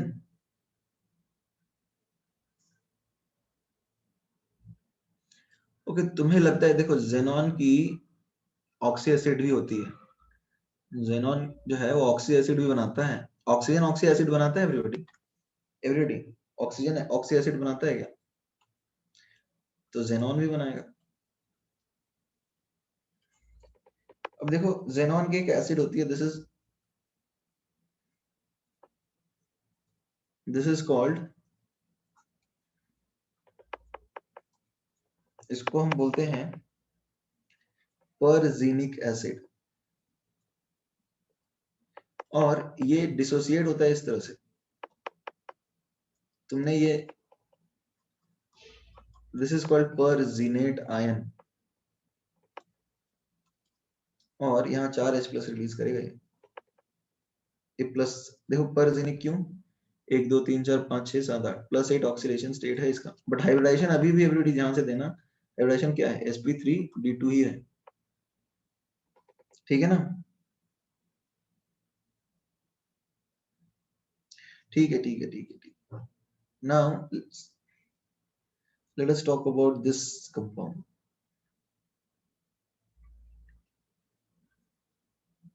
This is called zenic acid, 4H plus, correct? And this is zenate ion। ठीक है, अब इसमें हाइब्रिडाइजेशन देखो क्या है, sp3 है, तो अब ये +6 पर जेनेट, जैसे समझ में आया ना पर क्यों? हाइयर है ना, हाईएस्ट ऑक्सीडेशन स्टेट में चला गया।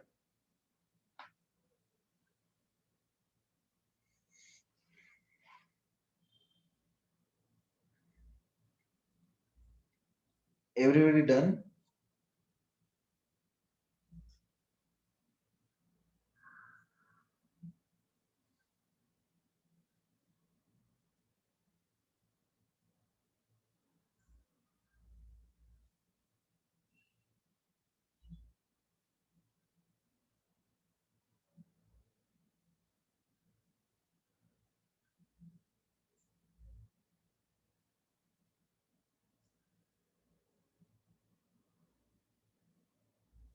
ओके, सबने लिख लिया?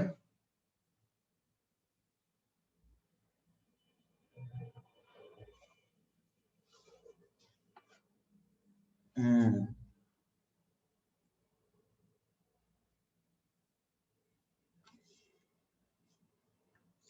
ओके। तो अब देखो कंपाउंड की बात कर लेते हैं। सबसे पहले तो देखो जेनॉन फ्लोराइड्स कैसे बनते हैं उनकी बात करेंगे, कुछ स्पेशल रिएक्शन के बारे में लास्ट में बात करेंगे, ठीक है। जेनॉन फ्लोरीन, तो जेनॉन फ्लोरीन कंपाउंड्स कैसे बनाओगे? देखो जेनॉन और फ्लोरीन की रिएक्शन होती है जैसे ऑक्सीजन और फ्लोरीन की होती है। तो जेनॉन गैस है, इसको तुम फ्लोरीन के साथ ट्रीट करोगे, ठीक है।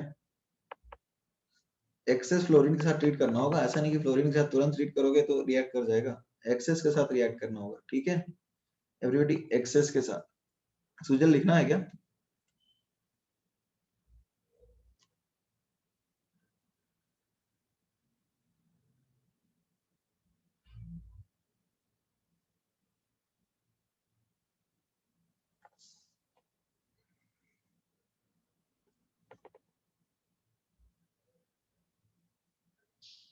ओके, तो अब फ्लोरीन के साथ एक्सेस ट्रीट करना होगा, समझ में आ रहा है क्यों? क्योंकि नॉर्मल रिएक्शन नहीं है, ये इनर्ट गैस ही है अभी भी।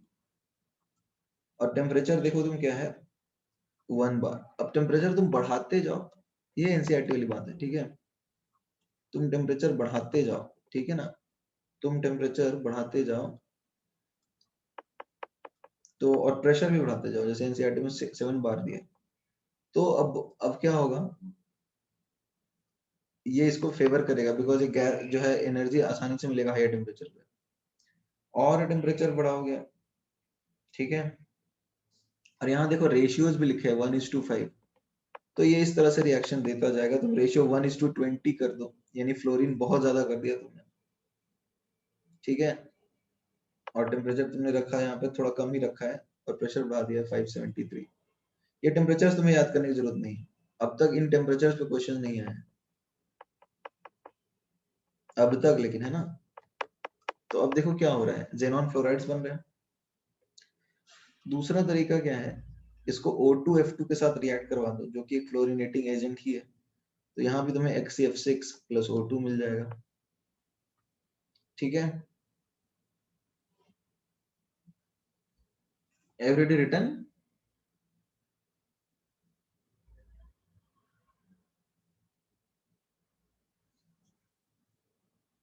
या एनसीईआरटी में मार्क कर लो, ये रिएक्शंस एनसीईआरटी की ही है।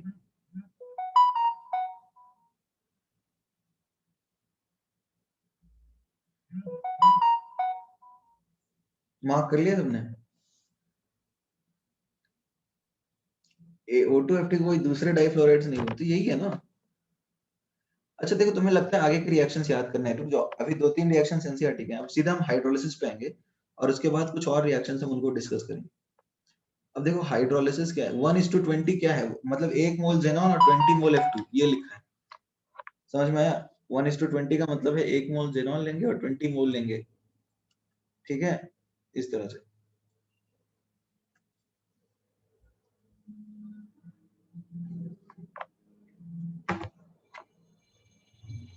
आगे बढ़ सकते हैं। देखो इस चैप्टर के बाद ना यार थोड़ा सा याद करने वाले चैप्टर ही बचे हैं, जैसे मेटलर्जी हो गया, डीएन ब्लॉक हो गया, हाइड्रोजन हो गया, ये सब।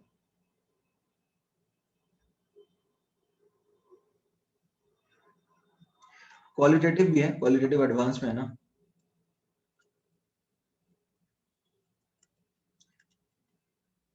ठीक है, एनसीईआरटी में मार्क कराएंगे नेक्स्ट क्लास से, चलेगा ना एवरीबॉडी?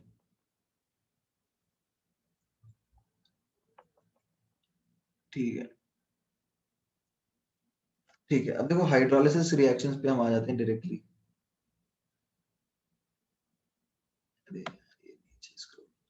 देखो हाइड्रोलिसिस में सबसे पहले देखो हमने क्या सीखा है, XeF4, ठीक है। तो अब देखो हाइड्रोलिसिस में हाइड्रोलाइज कराओगे तो क्या बन सकता है, Xe और XeO3 दो ही तरह के ऑक्साइड बनते हैं। तो +4 में कुछ है अवेलेबल एवरीबॉडी?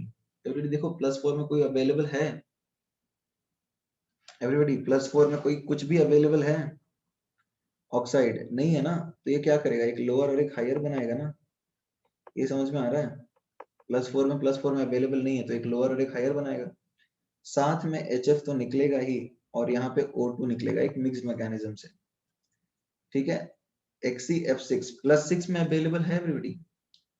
एवरीबॉडी +6 में अवेलेबल है, तो यहाँ पे बन जाएगा +6 में अवेलेबल है तो +6 बना दो, ठीक है, प्लस HF बन जाएगा। याद रखना यहाँ पे अलग क्या है, जब डिस्प्रोपोर्शनेशन होता है तो O2 निकलता है और जब डिस्प्रोपोर्शनेशन नहीं होता तो डायरेक्टली HF ही बनेगा। ये समझ में आ रहा है? ये मिक्स्ड मैकेनिज्म होगा ना। और ये है, इसको बोलेंगे कंप्लीट हाइड्रोलिसिस। ये हो गया कंप्लीट हाइड्रोलिसिस। पार्शियल हाइड्रोलिसिस भी हो सकता है, जैसे पूरे के पूरे नहीं हो जाए तो पार्शियल हाइड्रोलिसिस में XeF4 बन सकता है, ठीक है। या फिर थोड़ा और थोड़ा और करोगे पार्शियल में तो XeO2F2 बन सकता है। तो ये दोनों आ जाएंगे पार्शियल हाइड्रोलिसिस में। यहाँ पे भी ऑक्सीडेशन स्टेट +6 ही है, चेंज नहीं हो रहा।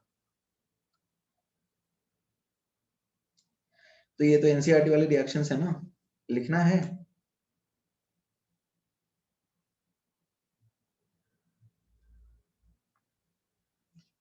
और ये याद करने की जरूरत भी तो नहीं है ना एवरीबॉडी, ये याद करने की जरूरत है, ये तो समझ ही रहे हो तुम। लेकिन ये रिएक्शंस इंपॉर्टेंट है, can tell you, these are asked a number of time, काफी बार पूछे गए हैं। वही पॉइंट है ना कि नेट कि ऊपर नीचे सेम ऑक्सीडेशन स्टेट में है तो बना दो प्रोडक्ट, अदरवाइज ये कर लो, क्या कहते हैं, एक हायर और एक लोअर में। ठीक है एवरीबॉडी, डन।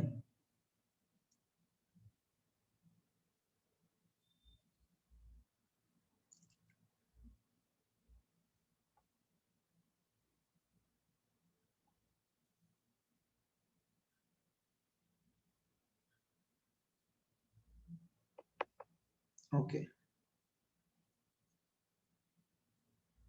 सी, अब बात क्या है, अब यहाँ पे कुछ चीजें हैं जैसे कि XeO3 की। तो XeO3 एक कलरलेस एक्सप्लोसिव सॉलिड है, ठीक है। XeO3 is a colourless explosive solid.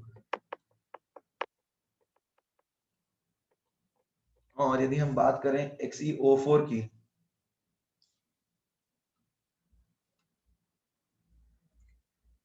so this is colorless volatile liquid।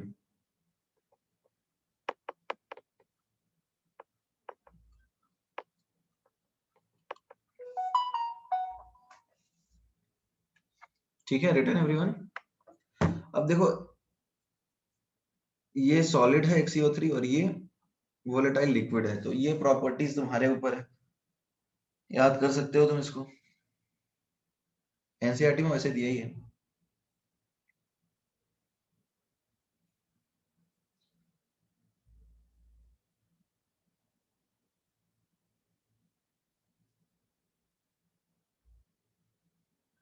Done everyone,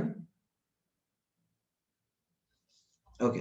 अच्छा अब देखो यहाँ पे खत्म नहीं होती बात, जैसे XeF6 की हमने बात करी, पानी में जा करके कंप्लीट हाइड्रोलाइज करके XeO3 देता है, ठीक है, XeO3 देता है। अब हल्का सा बेसिक मीडियम डालोगे ना तो पता है क्या बनेगा तुम्हें, तब तुम्हें मिल सकता है, हल्का सा बेसिक मीडियम डालोगे तो तुम्हें मिल जाएगा XeXeO4 2-, ये क्या है, दिस इज जीनेट। अब यदि तुम और जीनिक एसिड होता है, पूरी तरह से आयनाइज नहीं होता, ये एक्चुअली में होता है HXeO4- प्लस, ये समझ में आया ये कैसे। और बेसिक मीडियम और करोगे तो ये डिस्प्रोपोर्शनेट कर जाएगा, फिर से Xe gas plus XeO6 4- plus O2, ये समझ में आया। दिस इज पर जीनेट, ये भी एक इंपॉर्टेंट रिएक्शन है, ये एनसीईआरटी में नहीं है। ये समझ में आ रहा है? ये एनसीईआरटी में नहीं है लास्ट के 2 स्टेप, बट ये भी एक इंपॉर्टेंट रिएक्शन है, क्योंकि ये प्रॉपर लॉजिकल पार्ट से रिलेटेड है, इसलिए पूछा भी जा सकता है। ये समझ में आ रहा है एवरीबॉडी या नहीं आ रहा है? कैसे कर दिया हमने एवरीबॉडी?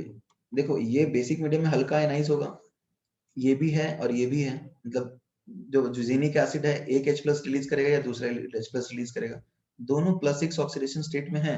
तो देखो एक्चुअली में इसका +8 ऑक्सीडेशन स्टेट भी एग्जिस्ट करता है, हमें ये बात पता है ना एवरीबॉडी, +8 ऑक्सीडेशन स्टेट भी एग्जिस्ट करता है, बट वो आयनाइज कब होगा? बेसिक मीडियम में तुम OH- डालोगे तो ये फिर डिस्प्रोपोर्शनेट कर जाता है, और जब डिस्प्रोपोर्शनेशन करता है तो एक बात याद रखना, हमेशा इस केस में O2 निकलता ही है, ऐसे पिछले केस में भी हमने बात किया था। तो अब इसमें जेनॉन और जीनेट आयन बने, तो ये एक इंपॉर्टेंट रिएक्शन होगी।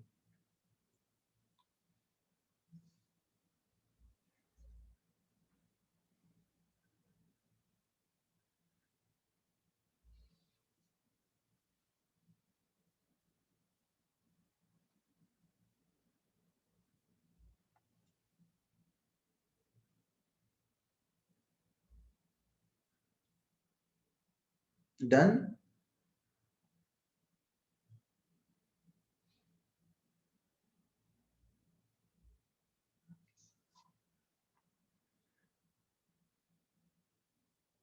ओके, लिख लिया सबने?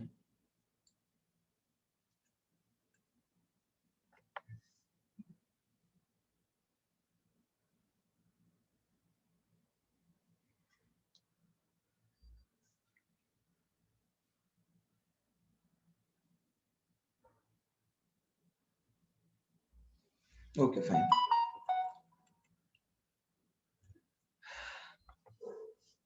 ओके, कुछ चीजें जैसे और भी हैं, जैसे देखो यहाँ पे XeF6 का स्ट्रक्चर, XeF6 का स्ट्रक्चर क्या होना चाहिए एवरीबॉडी? बॉन्ड पेयर कितने हैं बताओ? 6। लोन पेयर कितने हैं एवरीबॉडी? 1। हाइब्रिडेशन क्या हुआ? sp3d3। तो sp3d3 में क्या होता है जरा बताओ एवरीबॉडी? sp3d3 में क्या होता है? कुछ इस तरह का होगा ना, पेंटागोनल बाइपिरामिडल,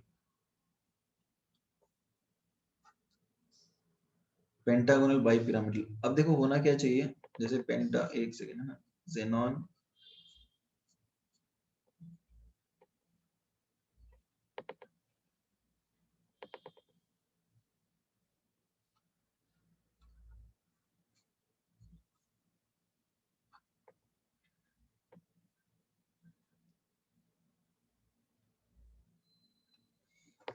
ठीक है, जेनॉन ये हो गया आपका XeF6।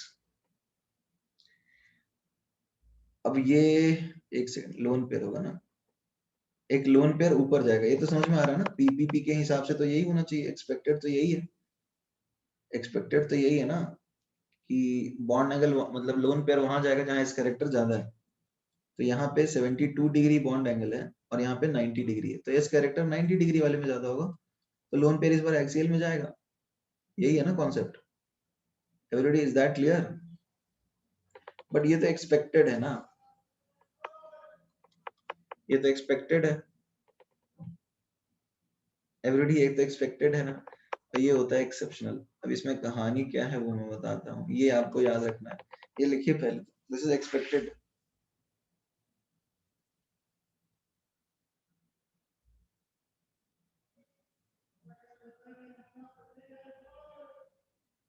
PBP is pentagonal bipyramidal.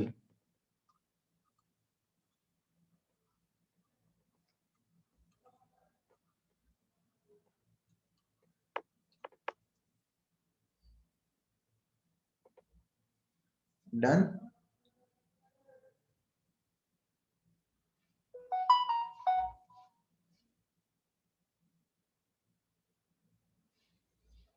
Everybody done? Okay, तो ये देखो PBP तो एक्सपेक्टेड है, बट एक्चुअली में इसमें क्या सेम चीज होती है?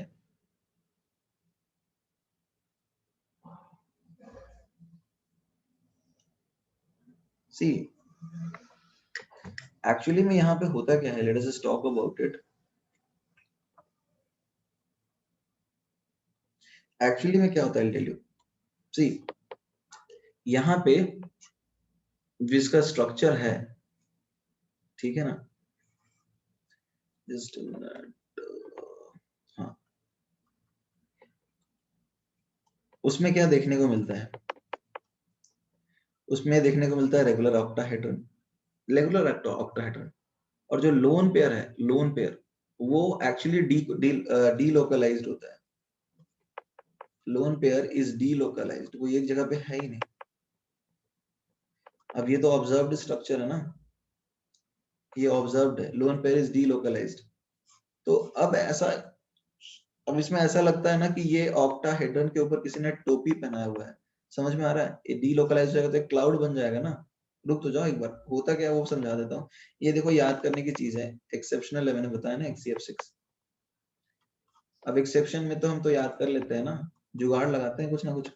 बेसिकली इसका स्ट्रक्चर जो होता है that is called distorted octahedron, या फिर बोल सकते हो कैप्ड ऑक्टाहेड्रन। ऐसा लगता है कि ऑक्टाहेड्रन को टोपी पहनाया बैठा हुआ, ठीक है। जस्ट ऐसा लगता है कि कोई ऑक्टाहेड्रन को टोपी पहनाया हुआ है। जटन,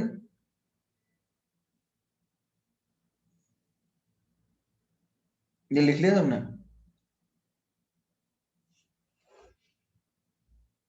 डिस्टॉर्टेड, एवरीबॉडी रिटन और नॉट?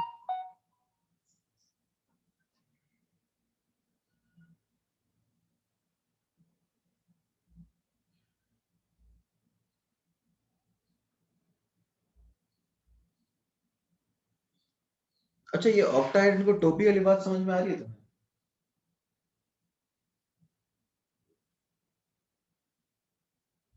मतलब देखो एक्चुअली में टोपी इज द कैप। अरे जैसे ये लोन पेयर कभी यहाँ हो सकता है, कभी यहाँ हो सकता है, कभी यहाँ हो सकता है, कभी यहाँ हो सकता है, यहाँ हो सकता है, यहाँ हो सकता है। तो यदि ये डी लोकलाइज है तो पूरा मूव करेगा, तो यहाँ टोपी बनेगी एक। समझ में आ रहा है? एक क्लाउड बन जाएगी ना। तो ऐसा लगेगा कि इस ऑक्टाहेड्रन को किसी ने टोपी पहना दिया।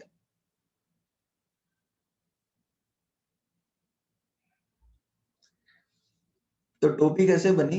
एक्चुअली में वो टोपी क्या है, उसमें बताया ये जाता है कि लोन पेयर जो है, सी, लोन पेयर जो है sp3d, देखो इसमें समझाते कैसे हैं, देखो ये तो जुगाड़ है। बेसिकली यदि बोले जाए तो ये तो जुगाड़ है। sp3d3 हाइब्रिडाइजेशन जो होता है उसमें इनकी एनर्जी डिफरेंस ज्यादा है। देखो ये ऑलरेडी पूरी तरह से सत्य नहीं है, बट इसको इस तरह से समझाते हैं। तो जो लोन पेयर है ना, जैसे ये तुम्हारा XC हो गया, ये F हो गया, ये F हो गया, ये F हो गया, और ये F हो गया। तो ये यहाँ आ सकता है, यहाँ आ सकता है, यहाँ आ रहा है, यहाँ आ रहा है, यहाँ आ रहा है, यहाँ आ रहा है। तो ये तो अलग अलग कैनोनिकल फॉर्म बनेंगे। तो जो हाइब्रिड होगा, तो हाइब्रिड जो बनेगा फाइनल हाइब्रिड, उसमें क्या दिखेगा, एक कैप टाइप दिखेगा। हाइब्रिड हाइब्रिड में कैप जनरेट हो जाएगा ना। ये तो उसके कैनोनिकल फॉर्म्स है। कोई दिक्कत है? तो हाइब्रिड में कैप दिखेगा, and that is what is called capped octahedron. और इस फिनोमिना को बोलते हैं बेरी सेंटर रोटेशन।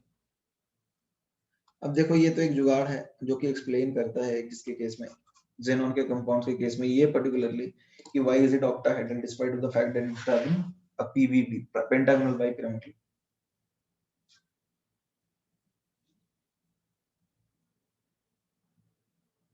हाँ, लोन पेयर रेजोनेट कर रहा है, लोन पेयर नाच रहा है पूरा अलग अलग रीजन्स में।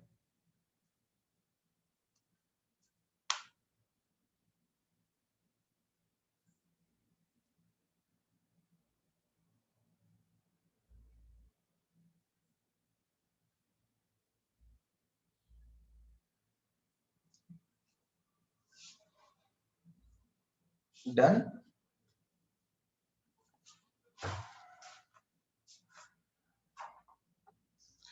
तो अभी हो गया पीवीपी की बात, पेंटागोनल बाइपिरामिडल की। अच्छा कुछ और चीजें हैं, जैसे जेनॉन फ्लोराइड जो है, जेनॉन फ्लोराइड्स XeF2, ये अच्छा देते राइट डाउन।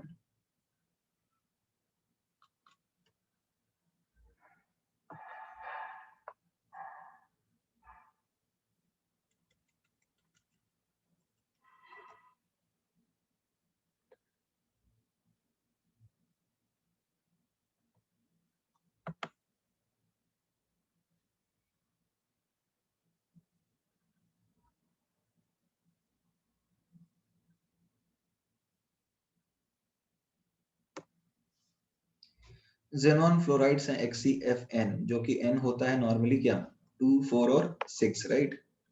अब ये क्या करते हैं, फ्लोराइड आयन एक्सेप्टर्स हैं। जैसे जैसे मान लो तुम्हारे पास XeF2 है, तो इसको तुम रिएक्ट करवाओगे PF5 के साथ, तो ये क्या करेगा, इसको F माइनस दे देगा। देखो बेसिकली F माइनस डोनेट कर देता है इसको, XeF प्लस और XeF माइनस, ठीक है। और इसी तरह से इसको भी डोनेट कर देगा, ठीक है। SbF5 को, इसको भी डोनेट करेगा, and it will form XeF3 plus. इसको भी तुम्हें याद करने की जरूरत नहीं है, आई विल टेल यू क्या तरीका है। फिर लेकिन जब XeF6 यदि कोई मेटल के साथ रिएक्ट करता है, तो मेटल तो खुद देगा ना, तो ये क्या बनेगा M प्लस और XeF7 माइनस। कोई दिक्कत है? तो अब ये क्या करता है, XeFN क्या है, F माइनस डोनर है, किसके साथ, विथ नॉन मेटल्स,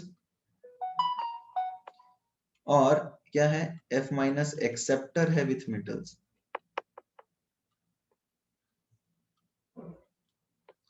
ठीक है एवरीबॉडी, ये बात समझ में आ रही है नहीं आ रही है सबको? Everybody please respond in the chat box, is that clear? तो ये इस तरह से हम ऊपर इसको समझा सकते हैं कि किस केस में F माइनस डोनर होगा और किस केस में ये F माइनस एक्सेप्टर होगा। Right it down. Okay, I can repeat, I was just saying, देखो मैं क्या बोल रहा था कि जेनॉन के जो फ्लोराइड्स होते हैं, राइट, जेनॉन के जो फ्लोराइड्स होते हैं वो क्या कर सकते हैं, वो F माइनस डोनेट कर सकते हैं, इज दैट क्लियर, या फिर F माइनस एक्सेप्ट कर सकते हैं। So they act as F minus donors और F माइनस एक्सेप्टर्स, राइट। तो F माइनस डोनेट किसको करेंगे, F माइनस डोनेट किसको करेंगे बताओ। F माइनस डोनेट उसको करेंगे जो कि ऑलरेडी जैसे 5 इलेक्ट्रॉन लेके बैठा है और जिसका लेट से sp3d2 से, सॉरी sp3d से sp3d2 हो जाएगा। इतना दिमाग नहीं लगाना है, सीधा सा कॉन्सेप्ट है। आयनिक कंपाउंड्स जो है ना, आयनिक कंपाउंड्स, ठीक है, आयनिक कंपाउंड जो बनाते हैं उनको F माइनस ये दे देगा, क्योंकि उनका तो ऑब्वियसली अनायन रिलीज करने का टेंडेंसी है, और जो कोवेलेंट वाले होते हैं उनको F माइनस ये दे देगा। यही कंसेप्ट है, राइट इट डाउन।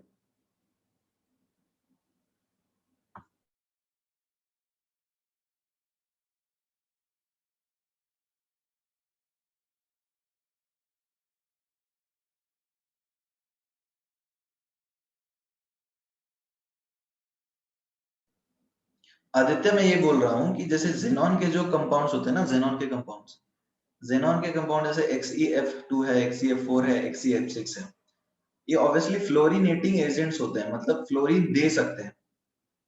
समझ में आ रहा है किसको देंगे, तो फ्लोरीन किसको देंगे बताओ, फ्लोरीन जिसके पास जाएगा वो ऑक्सीडाइज हो जाएगा, ठीक है। तो इलेक्ट्रॉन जिसको मतलब ऑक्सीडाइज किसको करेंगे, जैसे कि PF5 है तो नॉन मेटल के कंपाउंड और ऑक्सीडाइज सपोज हो सकता है ऐसे, तो उसको इलेक्ट्रॉन दे देगा ये। अब F माइनस डोनेट करने का जो प्रोसेस है ना, उसमें एक्चुअली में इलेक्ट्रॉन ट्रांसफर नहीं होता, F माइनस इलेक्ट्रॉन लेके ही आ रहा है।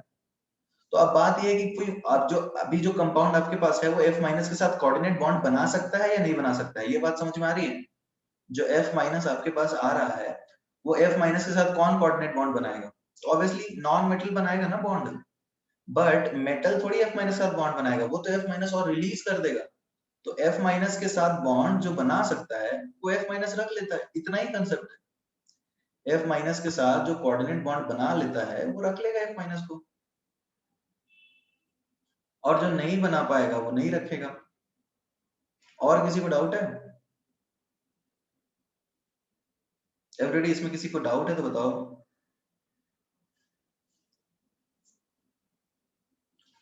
हाँ, क्लैथराइड जो बोला था, वैसे जियोलाइट भी पोरस स्ट्रक्चर्स होते हैं। क्लैथराइड वैसे उस तरह के स्ट्रक्चर्स होते हैं जैसे KrF2 हो गया, ठीक है, इस तरह के कंपाउंड जहां पे जेनॉन फंस के बन जाए उसमें क्लैथराइड्स बोलते हैं। क्लैथराइड्स नहीं, क्लैथरेट्स, क्लैथरेट्स, ठीक है।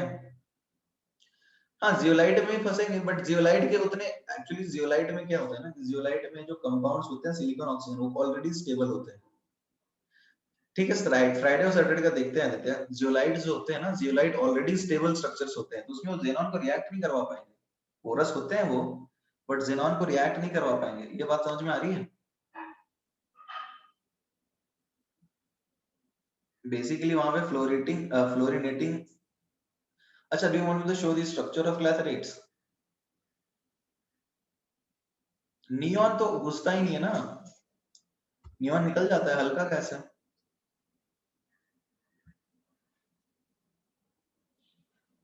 जियोलाइट में वही तो बोल रहा हूँ, जियोलाइट में जो स्ट्रक्चर्स होते हैं वो, जियोलाइट जो होते हैं, कैप्ड ऑक्टाहेड्रन दिखा दें? एक सेकंड में तुम्हें पहले क्लैथरेट्स दिखा देता हूँ, कैप्ड ऑक्टाहेड्रन भी दिखा दूँ, टेंशन मत लो।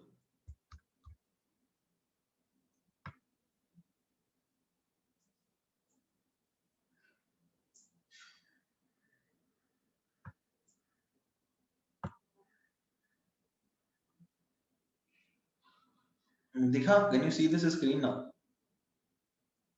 क्लैथरेट हाइड्रेट्स, जो clathrate hydrates crystalline water based solid resembling ice which have small polar molecules, ठीक है, वो तो ठीक है, केजेस है, are trapped inside cages of hydrogen bonded frozen molecules. तो देखो हाइड्रोजन, तुम्हें H2O याद है? H2O जो सॉलिड स्ट्रक्चर होता है उसमें काफी खाली जगह होता है।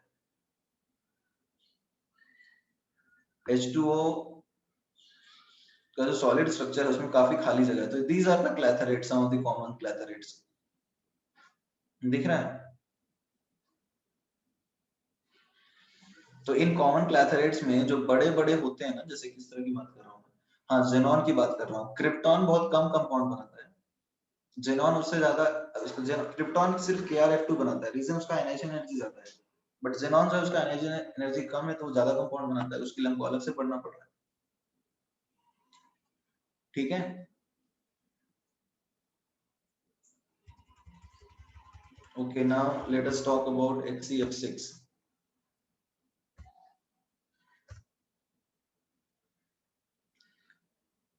इसके यार प्रॉपर टोपी तो बनाई नहीं है किसी ने, कैप्ड ऑक्टाहेड्रन।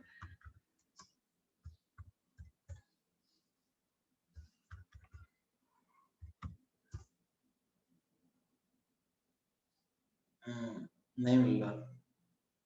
इसमें टोपी बनाने की, समझाने की थोड़ी कोशिश की थी, ये लग रहा है थोड़ा टोपी टाइप। अरे ये ऐसे ही समझो ना कि ये घूमता रहेगा ऊपर वाला स्ट्रक्चर, ये will keep on rotating so that will generate a cap. समझ में अभी भी नहीं आया? देखो ये कभी इधर, कभी इधर, कभी इधर, ये घूमते हुए दिखा रहे हैं, ये घूमता रहेगा तो कैप बन जाएगा। ये अलग अलग कैनोनिकल फॉर्म्स हैं और इनके जो हाइब्रिड होंगे वो कैप्ड होगा। यहाँ देखो कोशिश की समझाने की, यहाँ पर एक है, यहाँ पे एक है, अलग अलग फॉर्म्स है देखो। नहीं नहीं, ये तो नहीं है, ठीक है, अभी तो ठीक है ना, अब तो समझ गए। तो अभी जो हम ग्रुप 18 रिवाइज कर ले थोड़ा, हमारा पी ब्लॉक तो हो गया खत्म। हाँ, तो देखो ग्रुप 18 हम थोड़ा रिवाइज कर लेते हैं। ग्रुप 18 में हमने सीखा क्या अभी तक? देखो ग्रुप 18 में हमने सीखा है कि नोबल गैस की खास बात यह है कि they have abnormally low values of melting point, ठीक है। नोबल गैसेस हैं, सबके सब गैसेस क्यों है ये पता है ना? Why is every gas, every element a noble gas? सारे एलिमेंट नोबल क्यों हैं? बिकॉज वॉन्डर वॉल फोर्सेस होते ही नहीं, इंटरेक्ट करते ही नहीं है। तो इसलिए क्या होगा कि उनके जो रेडियस होंगे, मतलब आयनिक वॉन्डर वॉल रेडियस है वो भी बड़े होते हैं, आयनाइजेशन एनर्जी भी बड़ा होता है, राइट? और वो एक तरह से रिएक्ट करते ही नहीं है, and that is why very low interaction के कारण उनका बॉइलिंग पॉइंट काफी कम होता है। Is that clear? वो वाली बात तो क्लियर है। अब हीलियम की, अब इस पे इनकी यूजेस भी हैं। Helium has very low melting point, it is used in cryogenic, वो याद है मुंडी काटने वाला एक्सपेरिमेंट, उसमें हीलियम यूज करते हैं। नियॉन कहाँ यूज करते हैं एवरीबॉडी बताओ, नियॉन कहाँ यूज करते हैं? लाइट्स में यूज करते हैं, ओके। एंड फिर आर्गन, आर्गन कहाँ यूज करते हैं? इलेक्ट्रिक आर्क, वेल्डिंग वगैरह में, इलेक्ट्रिक आर्क वगैरह में यूज करते हैं, राइट? और जेनॉन रेडॉन तो ये सब रिएक्ट कर जाते हैं क्रिप्टन, तो उनका कोई खास यूज नहीं। अब बात आता है कि क्लैथरेट्स, क्लैथरेट्स क्या होते हैं? क्लैथरेट्स एक तरह के कंपाउंड्स होते हैं, right? Clathrates are some bound of compounds जो कि केज लाइक स्ट्रक्चर्स होते हैं। उन केज लाइक स्ट्रक्चर्स में, जो केज लाइक स्ट्रक्चर्स बनते हैं, उसमें कौन फंस जाता है एवरीबॉडी? उन केज लाइक स्ट्रक्चर्स में कौन फंस जाता है? जेनॉन फंस जाता है। क्यों जेनॉन फंसता है? हीलियम नियम छोटे होते हैं तो निकल जाते हैं। अब आर्गन, जेनॉन जो है ना वो सबसे बड़ा होता है, लार्जेस्ट होता है, और उसका आयनाइजेशन एनर्जी भी O2 जैसी, राइट? क्लैथरेट्स बेसिकली एक्वा मॉलिक्यूल्स है ना, बताया था ना, पानी वाले ही जैसे हैं, हाइड्रेटेड कंपाउंड्स होते हैं, ठीक है? तो अब उसमें जो जेनॉन है उसकी आयनाइजेशन एनर्जी भी कम है, O2 के बराबर है, तो अब वो वहां पे फंस जाता है, आयनाइजेशन एनर्जी भी उसकी कम है, तो वही चांस है ना कि रिएक्ट करेगा, कभी ना कभी तो रिएक्ट करेगा ना, तुरंत रिएक्ट नहीं करता। हमने तो देखा ना कि काफी ज्यादा फ्लोरिनेटिंग, एक्सेस फ्लोरिनेटिंग से होने के बाद, एक्सेस फ्लोरीन ऐड करने के बाद फ्लोरीन के कंपाउंड्स बनते हैं, राइट? तो एक्चुअली ऐसा नहीं कि जेनॉन आराम से कंपाउंड बनाता है, ठीक है, बट जेनॉन कंपाउंड बनाता है प्रोवाइडेड उसकी कंडीशंस दी जाए, ठीक है? तो ये हो गया कि क्यों बनाता है। XcpdH6 और O2PdF6 जैसा हमने देखा, उसकी आयनाइजेशन एनर्जी बिल्कुल वैसी है जैसी ऑक्सीजन की। तो अब क्या जेनॉन और ऑक्सीजन के डायरेक्ट बॉन्ड्स बनेंगे एवरीबॉडी? तुम्हें क्या लगता है कि जेनॉन और ऑक्सीजन के डायरेक्ट बॉन्ड बनेंगे? नहीं बनेंगे। रीजन क्या है everybody? What is the reason? Because उनकी आयनाइजेशन एनर्जी तो कंपेरेबल है ना। तो कैसे बनाएंगे जेनॉन के ऑक्साइड्स एवरीबॉडी? जेनॉन के ऑक्साइड्स कैसे बनाएंगे? ऑक्साइड बनाने का तरीका यही है, आप हाइड्रोलिसिस करवाइए फ्लोराइड्स का, फ्लोराइड्स बनाइए, उसके बाद उनका हाइड्रोलिसिस कीजिए, ये तरीका है। उसके बाद देखो, अब जेनॉन के ऑक्साइड्स कौन कौन से बनते हैं? एक्सी, एक्सी सिर्फ और सिर्फ XeO3, ये तो बहुत आसान था ना, सिर्फ और सिर्फ XeO3 ही बनता है, बाकी तो बनता ही नहीं। और फ्लोराइड्स कौन कौन से बनते हैं एवरीबॉडी? एवरीबॉडी फ्लोराइड्स कौन कौन से बनते हैं? फ्लोराइड्स कौन कौन से बनते हैं? XeF2, XeF4, XeF6, ठीक है? ये सारे इवन वाले बनते हैं। अब बात होगी कि अब देखो दो तरह के हैं, हाँ 8 नहीं बनता, 8 इसलिए नहीं बनता क्योंकि फिर 8 हाइब्रिड ऑर्बिटल ही नहीं बना होते हैं अपने पास, और डी के 4 लग जाएंगे नॉन एक्सियल, जो कि होते ही 3 है, तो वो पॉसिबल नहीं है, राइट? उसके आगे नेक्स्ट क्या है बताओ? उसके आगे ऑक्सो एसिड्स होते हैं ना दो, कौन कौन से होते हैं दो ऑक्सो एसिड एवरीबॉडी? दो ऑक्सो एसिड कौन कौन से होते हैं? एक जीनिक एसिड और एक परजीनिक एसिड, राइट? एक +6 ऑक्सीडेशन स्टेट में और एक +8 ऑक्सीडेशन स्टेट में। कोई दिक्कत है? ओके। उसके आगे क्या था? उसके आगे हमने क्या सीखा? हमने सीखा कि बनाते कैसे हैं। तो जेनॉन को फ्लोरीन के साथ रिएक्ट करो, अलग अलग टेम्परेचर बढ़ाते जाओ, तो फिर XeF2 बनेगा, फिर XeF4 बनेगा, फिर XeF6 बनेगा। Is that clear everybody? Is that clear? XeF2, XeF4, फिर XeF6। उसके आगे यदि हम बढ़ते हैं तो हमने सीखा हाइड्रोलिसिस करेंगे, तो हाइड्रोलिसिस करेंगे तो XeF4 का हाइड्रोलिसिस करेंगे तो सेम ऑक्सीडेशन स्टेट में कुछ नहीं है, तो एक हायर और एक लोअर बनेगा, तो उसमें O2 बनता है। XeF6 अवेलेबल है अपने पास, राइट? XeF6 का हाइड्रोलिसिस करेंगे तो XeO3 बनेगा, ठीक है? Everybody, is that clear? फिर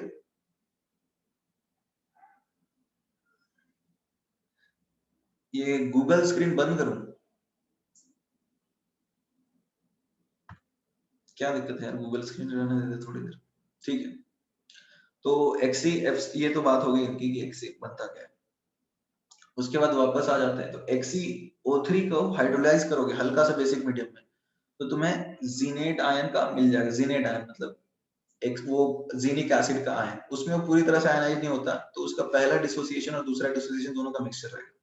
और बेस डालोगे तो डिस्प्रपोर्शनेट हो जाएगा। देखो +8 भी बनता है और +6 के नीचे कुछ है नहीं, तो 0 और +8 डिस्प्रपोर्शनेट करेगा। और जब डिस्प्रपोर्शनेट करता है तो मैंने बोला था कि एडिशनल चीज क्या होती है, ऑक्सीजन बनता है, तो वो ऑक्सीजन वहां पे बनेगा जिनेट आयन, परजिनेट आयन और जेनॉन फॉर्म में। कोई दिक्कत है? ठीक है एवरीबॉडी, कोई दिक्कत है? यहाँ तक था। उसके आगे जो हमने पढ़ा, उसके आगे हमने ये पढ़ा कि सपोज अपने पास XeFn है, ठीक है ना, XeFn है, तो ये बेसिकली फ्लोराइड माइनस डोनर होता है। F माइनस जो है ना, कोई ये F माइनस डोनेट करने वाले हैं, तो F माइनस के साथ जो ज्यादा बेहतर बॉन्ड बनाएगा वही रखेगा ना उसको, ऐसा समझ सकते हैं हम? F माइनस के साथ जो ज्यादा बेहतर बॉन्ड बनाएगा वो F माइनस को रखेगा। कोई डाउट है इसमें? F माइनस के साथ जो ज्यादा बॉन्ड बनाएगा वो F माइनस को रखेगा। तो यदि तुम्हारे पास कोई नॉन मेटल है जैसे कि PF5, तो वो F माइनस के साथ ज्यादा अच्छे से बॉन्ड बना सकता है, तो F माइनस उसको दे देता है। बट क्या F माइनस 3-4 देगा? F माइनस उतना ही देगा ना जितना वो रख सकता है अपने कोवेलेंसी के हिसाब से, ठीक है। तो अब फ्लोरीन को 1 दिया क्योंकि sp3d2 में स्टेबलाइज हो जाएगा, Sb को भी 1 ही दिया, राइट, तो F माइनस 1 दे देता है। बट यदि तुम आयनिक मेटल्स की बात करो, जैसे सोडियम है, यहाँ पर मेटल तुम्हारा हो सकता है सोडियम पोटेशियम कुछ भी हो, राइट, तो अब यहाँ पे जो मेटल की बात की है, सोडियम पोटेशियम हो सकता है, तो सोडियम पोटेशियम क्या करेंगे, वो F माइनस दे देंगे, वो नहीं रख सकते F माइनस को, तो XeF6 अब जेनॉन रख सकता है, जेनॉन की ज्यादा बेहतर कोवलेंट बॉन्ड बनाने की टेंडेंसी है। Is that clear? ओके, तो अभी अभी हम देखो ग्रुप 18 जो है वो तो हमने अच्छे से कर लिया, इसमें किसी को डाउट है तो बताओ। एवरीबॉडी, ग्रुप 18 में किसी को डाउट है तो क्या करें, ग्रुप 17 भी रिवाइज करें? अभी हमारे पास 10 मिनट है। अभी एक्सटेंड करने का मतलब Abhilasha will take a class, additional class ले लेंगे ना, 2.5 घंटा थोड़ा ज्यादा हो जाता है। नेक्स्ट चैप्टर करेंगे, नेक्स्ट चैप्टर मेटलर्जी होगा आपका, general principles and extraction of metals, general principles and extraction of metals from there core. अगला चैप्टर स्टार्ट कर सकते हैं, 10 मिनट में करते हैं, एक ओवरव्यू दे दें। हाँ तो देखो एनसीईआरटी में करके तो आ ही सकते हो। देखो मेटलर्जी का क्या होता है, देखो 2-3 चीजें, मेटलर्जी छोटा चैप्टर है, एक बार एनसीईआरटी से रीड करके आना। देखो एक होते हैं ओर्स, एक होते हैं मिनरल्स, तो बताओ what is the difference between them. अच्छा हाँ, एक चीज ध्यान दो, एक चीज एक इसमें बचा है, तुमने XeF2 का हाइड्रोलिसिस देखा है? एक बात बताओ, XeF2 का हाइड्रोलिसिस देखो, एनसीईआरटी में लिखा है, वो रिएक्शन हमने छोड़ी है एवरीबॉडी। एक जेनॉन का रिएक्शन जो है उसको देखो, XeF2 का रिएक्शन तुमने देखा? तो XeF2 का रिएक्शन जरा एक बार देखो और बताओ उसमें कुछ अलग है या इसको याद करने की जरूरत है, वो चीज रह गई हमारी।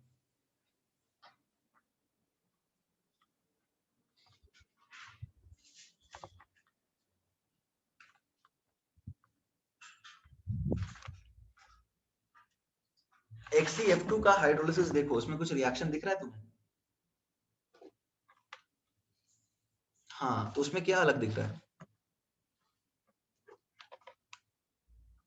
अरे XeF2 में तुमने देखो क्या है, XeF2 का हाइड्रोलिसिस जब हम करा रहे हैं, एनसीईआरटी ने जो रिएक्शन लिखी है, तो XeF2 का हाइड्रोलिसिस में इन्होंने प्रोडक्ट जीनॉन गैस लिखा है और HF और O2 लिखा है।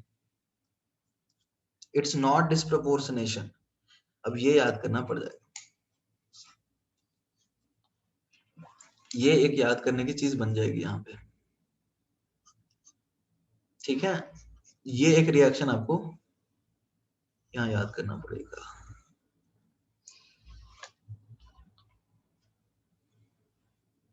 नहीं मिला रिएक्शन एवरीबॉडी?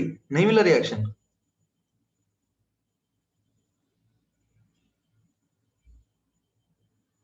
मिला है नहीं मिला? मिल जाएगा तुम्हें रिएक्शन।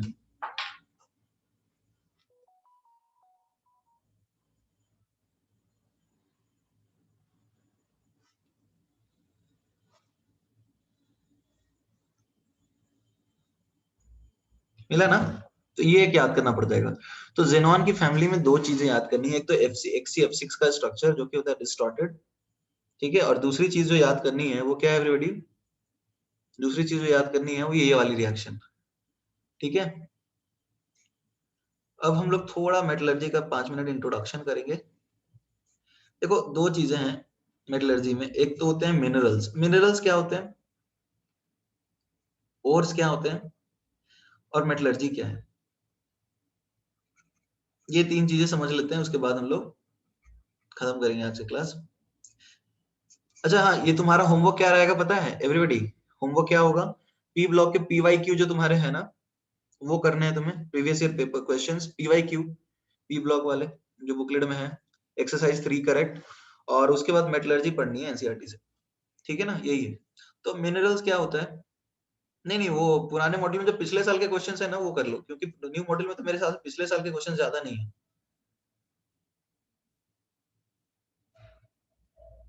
ठीक है। तो अब देखो मिनरल्स क्या होते हैं, naturally occurring source of metal, यही है ना।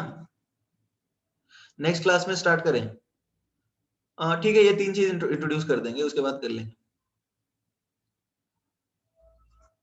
और भी अभी तो बता तो रहा हूँ, ये मेटलर्जी है, DF ब्लॉक है, हाइड्रोजन है, क्वालिटेटिव है, सब छोटे चैप्टर है, क्वालिटेटिव में थोड़ा सा बड़ा है, ये तुरंत हो जाएंगे।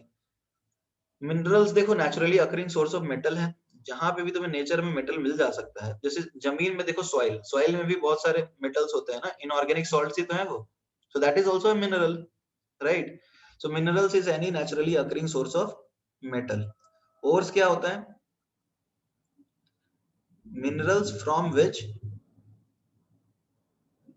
metals can be extracted, ये समझ में आ रहा है, एक्सट्रैक्टेड, और वो भी कैसा, प्रॉफिटेबली। प्रॉफिटेबली मतलब समझ रहे हो, मान लो 50 रुपए का तुम्हारा मेटल निकला, तो तुम उस पर 60 रुपए खर्च कर दोगे क्या निकालने में, 50 से कम ही खर्च करोगे ना। अब 40 रुपया भी नहीं, मतलब 20 रुपया 10 रुपया तक खर्च करेंगे, उससे ज्यादा खर्च नहीं करेंगे, प्रॉफिट होना चाहिए ना भाई।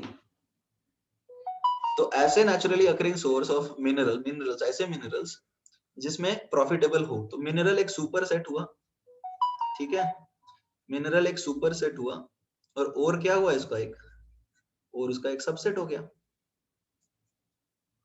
Is that clear. ठीक है, अब मेटलर्जी क्या है everybody, what is metallurgy, it is the process of extracting extracting metals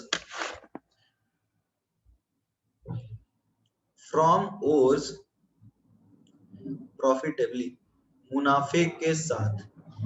यहाँ पे एक चीज ध्यान देना, मुनाफा ही सबसे इंपॉर्टेंट है, profit is the primary objective, ठीक है, profit is the primary objective, पैसा कमाना है, प्राइमरी काम तो ये है। तो ऐसा देखते हैं वो मेथड यूज करेंगे तो थोड़ा सस्ता हो।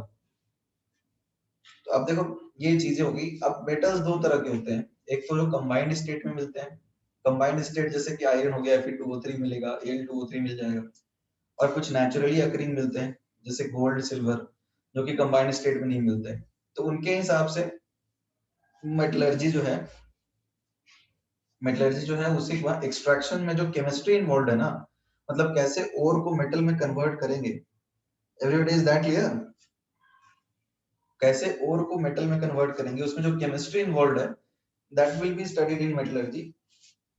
कुछ थर्मोडायनेमिक्स प्रिंसिपल हैं वो पढ़ने होंगे मेटलर्जी में, ठीक है। ये इजी चैप्टर है, तुम यदि अपने से भी रीडिंग मारोगे तो हो जाएगा, इसमें ऐसा कोई लॉजिक नहीं है। एक छोटा सा चीज है, पायरोमेटलर्जी करके कॉन्सेप्ट है, एलिंघम डायग्राम, वहां पे थोड़ा दिमाग लगाना है, बाकी चैप्टर इजी है, एनसीईआरटी से आप रीडिंग करेंगे। तो आप PYQ सॉल्व कीजिए, किसका होमवर्क है, ये बी ब्लॉक का प्रीवियस ईयर पेपर सॉल्व कीजिए। दूसरी चीज जो है PYQ के साथ साथ मतलब प्रीवियस ईयर क्वेश्चंस करना है, रीड एनसीईआरटी से पढ़ सकते हो, एनसीईआरटी से पढ़ के आओ, हम लोग रीडिंग मतलब अंडरलाइन करवा लेंगे, और कुछ अलग चीजें होंगी तो लिख लेंगे, रीड, तो that will increase our speed. Read metallurgy from NCERT, ये आपका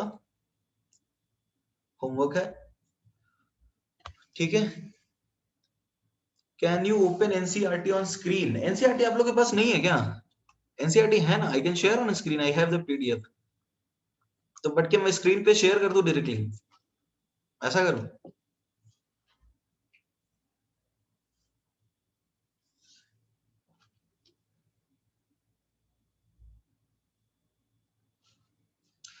ठीक है, नहीं आई थिंक ज्यादा बेहतर है। अब ठीक है, will see in next class. Fine, any doubt in today? PYQ आप पिछले साल का कर लो, पीवाईक्यू उससे ही कर लो जो पुराना वाला है ना मॉडल, क्योंकि उसमें ज्यादा क्वेश्चंस है, नए वाले में पीवाईक्यू ज्यादा है नहीं। ठीक है, कोई डाउट है everybody in today's class? Pyrometallurgy is the process of removing metal from the ore, जिसमें थोड़ा थर्मोडायनेमिक प्रिंसिपल्स यूज हो जाते हैं, मतलब डेल्टा जी यूज कर लेंगे वहां पे, ठीक है। We will study about pyrometallurgy, main चीज विल स्टडी। ठीक है एवरीबॉडी, डन? कोई डाउट है एवरीबॉडी? कोई डाउट है तो ठीक है, will meet in the next class in metallurgy. आप तब तक एमसीईआरटी से पढ़ सकते हैं। बाय।